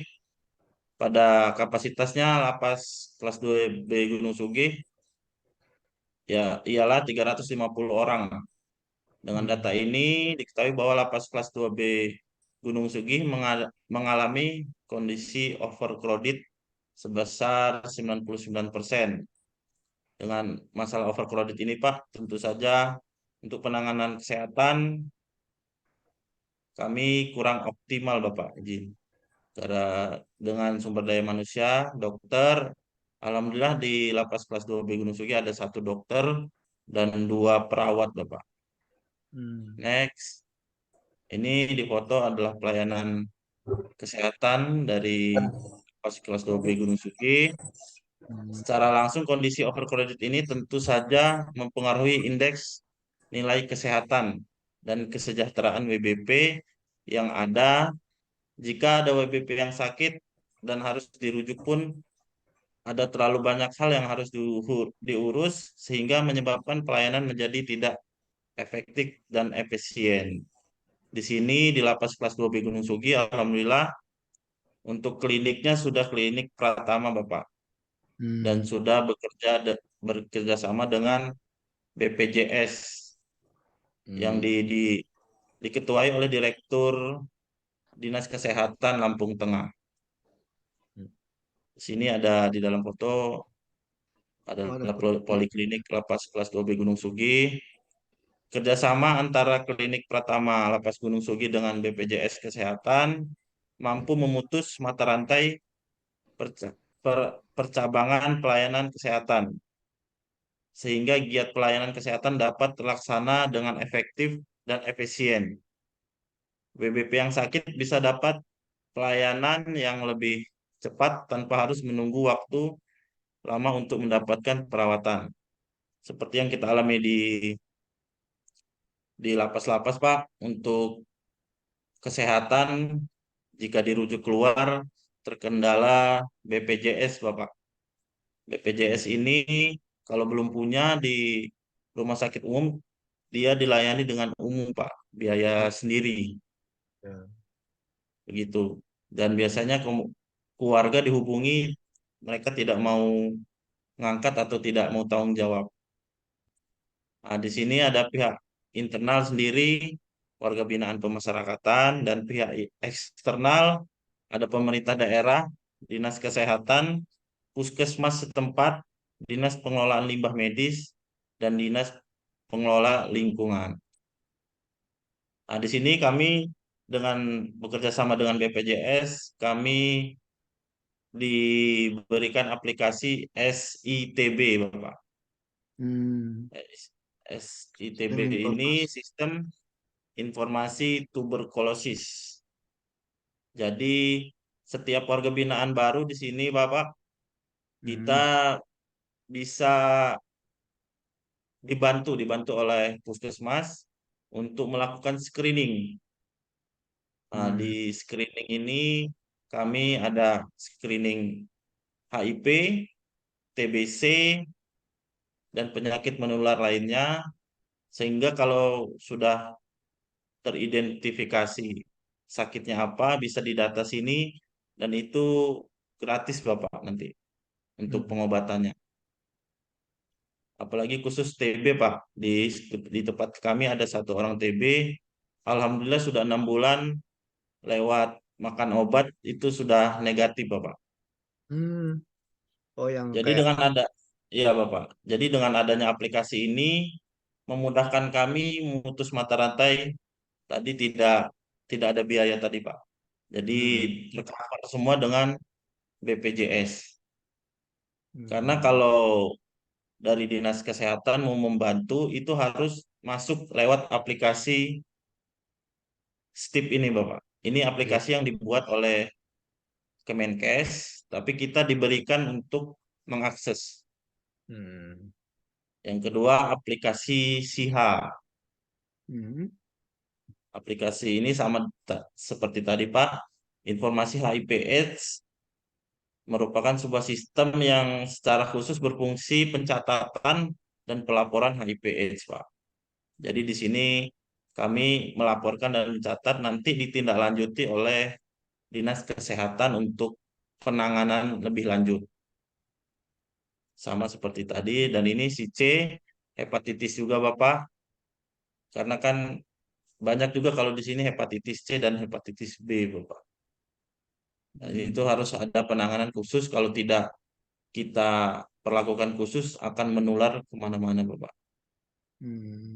Dan ketiga ini sistem tadi terhubung dengan SDP Bapak yang kesehatan. Jadi otomatis jumlah yang sakit TBC, HIV dan lain-lain itu Dirjen Pemasyarakatan mengetahui Bapak. Hmm. Mengetahui karena terhubung dengan SDP. Hmm. Dan ini sama dengan tadi Pak, merupakan Hmm. sistem Hafiz. Hafiz ini merupakan aplikasi berbasis situs dengan tujuan monitoring pelaporan data profil fasilitas kesehatan yang didapat. Jadi putar ke belakang lagi Bapak, kami WBP yang belum mempunyai BPJS itu bisa langsung didaftarkan di klinik pertama kami itu melalui KTP saja Bapak. Jadi yang belum ada BPJS tercover BPJS dan mendapatkan BPJS secara gratis dari pemerintah Kabupaten Lampung Tengah. Hmm. Next, nah ini sama Pak pelaporan juga aplikasi yang klinik pelaporan kegiatan klinik baik kapasitas maupun non kapasitas memberi kemudahan kepada pasien dalam mendapatkan pelayanan kesehatan. Seperti itu Bapak gambaran dari kami. Jadi dengan aplikasi ini pihak lapas sangat dimudahkan Bapak untuk orang hilang atau orang yang keluarganya jauh misalnya di Kalimantan Hmm. atau mana yang tidak mempunyai BPJS otomatis ini mendapat BPJS dengan Vaskes kelas ketiga Bapak. Jadi kami tidak pusing lagi untuk mencari biaya. Biasanya kami tidak ada anggarannya Bapak untuk Hmm. kesehatan. Dan kami juga sering mendapat obat, bantuan obat dari Dinas Kesehatan. Demikian presentasi saya Bapak. Mohon maaf kalau ada kekurangan. Wassalamualaikum warahmatullahi wabarakatuh. Waalaikumsalam warahmatullahi wabarakatuh. Terima Aduh. kasih kepada Pak Usa ya. Jadi Ya, Pak Usa menceritakan tentang bagaimana pelayanan publik digital di lembaga pemasyarakatannya tempat Pak Usa bertugas ya. Nah, di situ dia bersinergi lah gitu, bersinergi dengan sinergi Bapak. ya BPJS ya, BPJS Ya dan Bapak. juga dari Kementerian Kesehatan ada beberapa aplikasi yang bisa dimanfaatkan, yaitu Siap, hubungannya pemberian pelayanan kepada WBP. Oke, gitu ya, Pak ya. siap. Iya, tadi ada misalnya tadi ada contoh apa tadi yang berhubungan dengan TB paru tadi ya. Ya, Iya Pak. jadi kalau seandainya ada pasien apa WBP itu terindeksi ada suspek bukan suspek apa namanya ya menderita TBC, TB dan hepatitis, perlu pengobatan yang apa pengobatan kalau di sini banyak paket-paket itu ya. lanjutan. Ya 6 bulan gitu ya, yang 6 bulan itu Iya Pak. kita kan Pak tadi. Jadi difasilitasi oleh klinik yang ada di situ Pak ya. Iya, Iya Bapak. ya. Nanti di Ya. kami juga sering disambang Pak dari dokter Hmm. dinas kesehatan maupun puskes sering kontrol Pak sini juga Pak. Dan Oh untuk gitu. lapas Gunung Sugi ada kamar isolasi Pak dikhususkan untuk penyakit yang menular. Oh gitu, ya ya. Oke, bagus. Jadi sudah mau ini Pak Auza ini lah mau memfokuskan pada pelayanan kesehatannya Pak ya. Ya, dan Siapa juga Pak? tadi sudah terkonek dengan apa tadi SDP tadi ya. Siap. Dinas Iya, kesehatan Pak. yang SDP tadi apa Pak? Yang sehingga katanya ada datanya itu langsung masuk ke situ misalnya Iya berapa orang yang langsung masuk ke database pemasyarakatan Bapak. ya database kemasyarakatan DBP ya D apa namanya tadi. Oke. Iya Bapak. Oke, baik. Bagus sekali, Pak. Eh, nanti Bapak Pak Ausa tinggal kira-kira bagaimana strateginya mengoptimalkan aplikasi-aplikasi yang sudah ada ini untuk Siap. memberikan pelayanan yang lebih berkualitas lagi kepada WBP gitu, Pak ya. Siap Eh, Bapak. Terima kasih. Oke, baik. Terima kasih kepada Pak Ausa. Kita masih ada satu lagi, silakan. Sehubungan dengan tugasnya tadi, yaitu eh, kalau tadi kan yang Pak Uza tadi pihak internal sudah disampaikan ya, ada dari Dinas Kesehatan, dari BPJS tadi kan, kemudian ada dari pengelolaan limbah apa tadi ya. Oke, ya. Kemudian untuk strateginya dengan menggunakan teknologi dengan memanfaatkan aplikasi-aplikasi yang ada dari pihak-pihak, terutama dari pihak eksternal tadi ya Pak ya. Oke. Silakan. Kalau tidak ada kita undi satu kali ya sebelum habis waktunya ya. Satu kali lagi. Satu orang lagi kita undi ini. Baik, terima kasih atas kesempatan yang diberikan. Ya, silakan Pak. Buah Mangga, buah Mengkudu. Izinkan Cakep. saya paparkan tugas individu. Wah. Silakan Pak Julius. Baik, mohon izin Coach. Udah terlihat ya? Sudah. Baik. Strategi digitalisasi dalam upaya peningkatan pelayanan publik. Pihak yang terlibat di dalam pelayanan publik yaitu pihak eksternal, yaitu pengawas eksternal, baik dari DPR, Ombudsman, DPRD Provinsi, DPRD Kabupaten, dan seluruh Forkopimda, dan juga melibatkan masyarakat. Nah, di pihak internal, yang pertama adalah tentang pelaksanaan pelayanan. Mohon izin menyampaikan Coach, pada intinya bahwa untuk pelaksanaan pelayanan di lapas dan rutan itu nggak jauh beda. Sebenarnya lapas dan rutan itu jauh berbeda. Kalau rutan dia hanya menerima status tahanan yang belum mempunyai hukuman, kekuatan hukum tetap. Umumnya seperti itu dia. Tetapi untuk saat ini lapas dan rutan walaupun tidak sama, tapi fungsinya sudah sama gitu. Jadi untuk pelayanan seluruhnya sama, termasuk dalam pelayanan-pelayanan yang kita lakukan, baik itu dari sistem database pemasyarakatan itu terbagi. Dia ada layanan kunjungan yang langsung kepada masyarakat, pendaftaran kunjungan secara online yang secara bisa daftar lewat handphone atau aplikasi WA, dan semuanya pelayanan itu gratis alias tanpa dipungut biaya. Jadi dalam bentuk pelayanan banyak yang kita lakukan di dalam lapas ataupun rutan.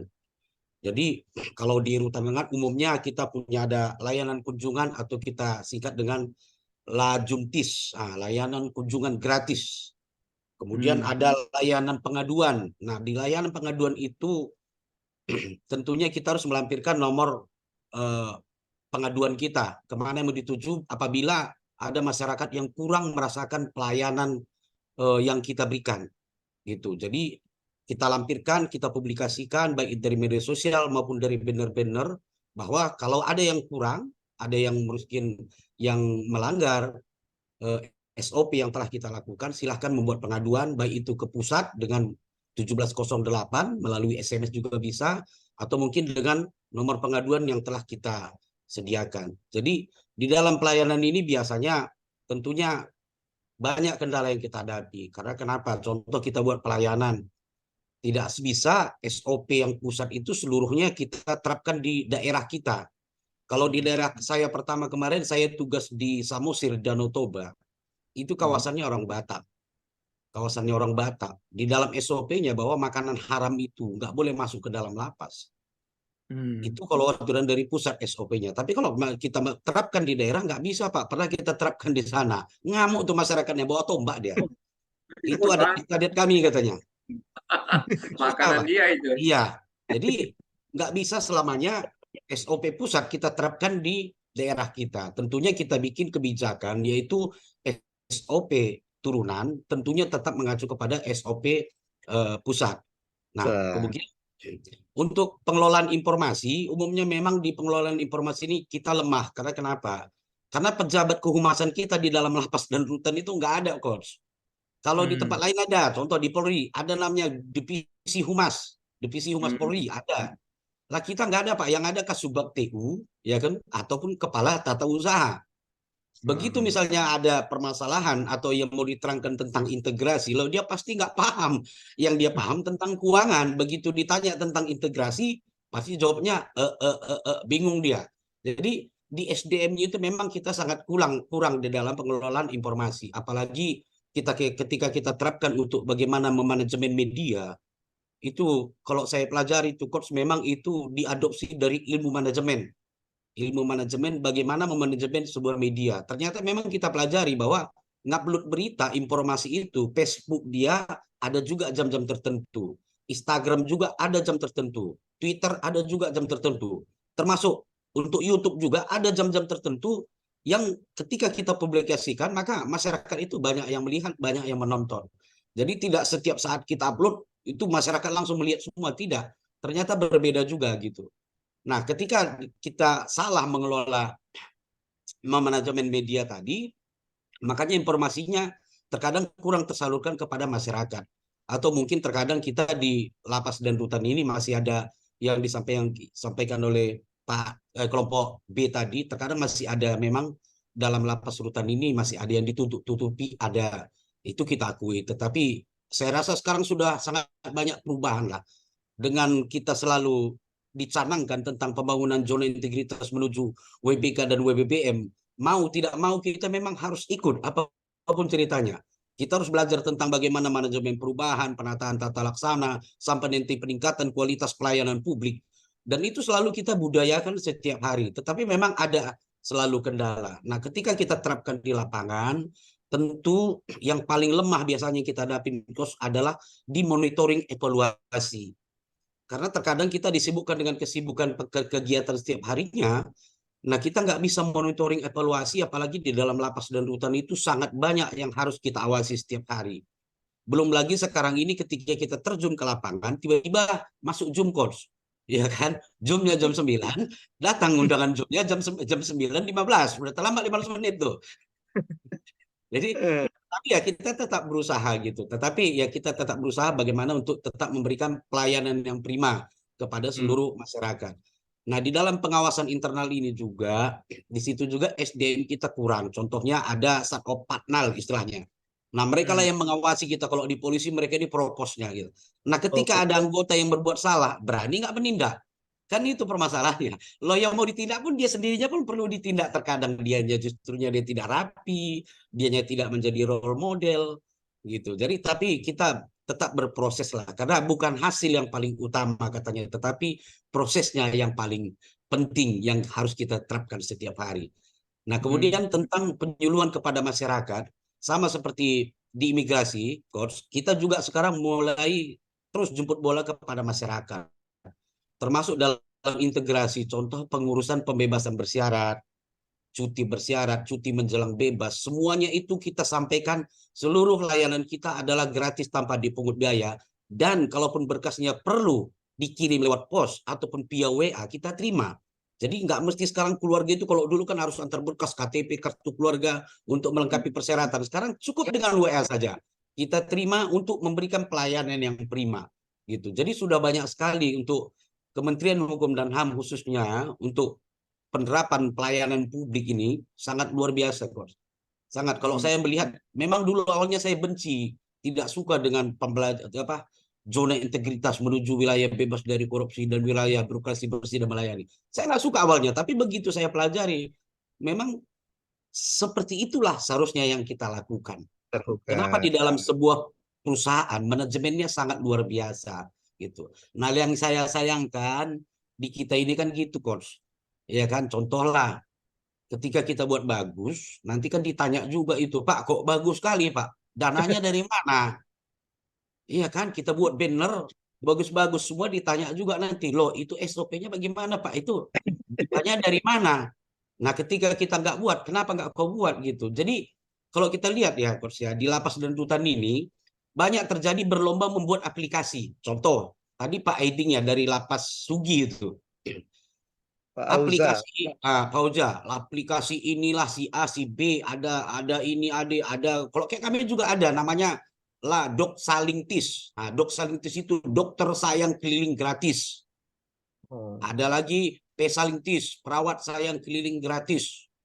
Nah, jadi berlomba membuat nama, termasuk juga di layanan informasi, contoh kayak pendaftaran online untuk layanan kunjungan. Itu lapas rutan belum sama nama aplikasinya berbeda-beda semua, sehingga setiap UPT sekarang itu berlomba membuat aplikasi tanpa ada yang satu.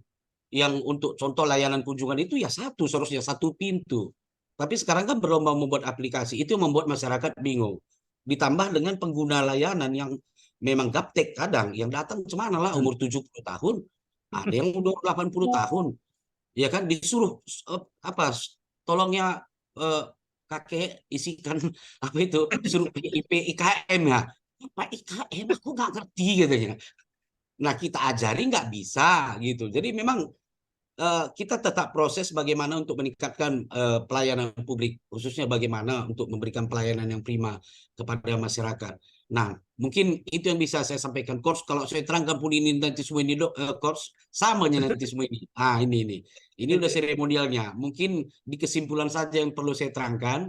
Nah, kesimpulan yaitu melibatkan masyarakat dalam menyusun desain sistem berbasis digital, sehingga sistem yang terbangun benar-benar didasarkan pada kebutuhan masyarakat, yang utamanya memberikan kemudahan akses layanan publik, semua untuk kepentingan publik. Yang kedua adalah integrasi sistem antar organisasi pelayanan publik. Perkembangan ini harus menginspirasi instansi pemerintah. Yang ketiga, melakukan review terhadap proses bisnis pelayanan publik yang hierarkinya, prosedur yang terlalu berlebihan perlu untuk dipangkas. Harapannya proses digitalisasi pelayanan publik di Indonesia dan juga khususnya di Kementerian Hukum dan HAM, Lapas dan Rutan dapat menciptakan proses pelayanan publik yang cepat, mudah, efisien, serta sesuai dengan kebutuhan masyarakat. Demikian yang saya sampaikan. Mohon maaf kalau ada kurang lebihnya. Assalamualaikum warahmatullahi wabarakatuh. Waalaikumsalam warahmatullahi Waalaikumsalam. Iya, terima kasih kepada Pak Julius Barus yang telah ada sedikit curhatnya juga tadi ya tentang pemanfaatan teknologi informasi dalam pemberian pelayanan digital. Nah, yang satu hal yang saya garis bawahi tadi yang dikatakan Pak Julius tadi, berlomba-lomba untuk membuat aplikasi. Kenapa tidak satu aplikasi untuk semua, one for all? Nah, kira-kira gitu ya Pak Julius ya. Nah, kalau kita lihat yang Pak Oza tadi memanfaatkan aplikasi dari pihak eksternal, maksudnya Pak Julius. Jadi misalnya dari kementerian, dari dinkes katanya tadi kan dimanfaatkan oleh lapas untuk aplikasinya. Nah, bagus juga jadi pemikiran juga ya, bahan pertimbangan kita juga ya. Kenapa kita tidak ada satu aplikasi tapi bisa untuk semua tadi, one for all tadi. Itu yang saya garis bawahi dari apa yang disampaikan oleh Pak Julius tadi, ya. Oke, dan ini bisa jadi bahan pertimbangan Bapak Ibu ketika membuat aksi perubahan nanti, bisa jadi bahan pertimbangan. Artinya apa? Lihat aplikasi yang sudah ada, oke. Kemudian dari aplikasi itu coba dipelajari atau ditelaah apakah ada hal-hal yang perlu dibenahi. Nah, ada hal-hal yang perlu dibenahi, mungkin dari sistemnya atau dari fiturnya atau dari pengelolaannya atau dari apa. Nah, itu bisa jadi ide Bapak Ibu untuk membenahi itu, sehingga bukan menambah aplikasi baru seperti kata Pak Julius tadi, berlomba-lomba untuk bikin aplikasi, akhirnya kita sendiri kebingungan dengan aplikasi itu ya Pak Julius ya. Iya, ya gitu. Bagus juga sarannya tadi. Nah, itu bisa jadi ide. Jadi aplikasi yang sudah ada dilihat kira-kira yang ini perlu pembenahan ke sini. Oh, atau yang ini perlu ada data tambahan yang ini, perlu fitur tambahan, perlu ada data tambahan, perlu ada suatu cara dalam mengelola ini supaya lebih baik lagi. Itu Bapak Ibu ya. Oke. Baik Bapak Ibu, saya rasa cukup 3 saja untuk paparan tugas individu tentang pelayanan pelayanan pelayanan publik digital di organisasinya. Tadi sudah ada dari Pak Irwan, dari Pak Usa, dan dari Pak Julius ya.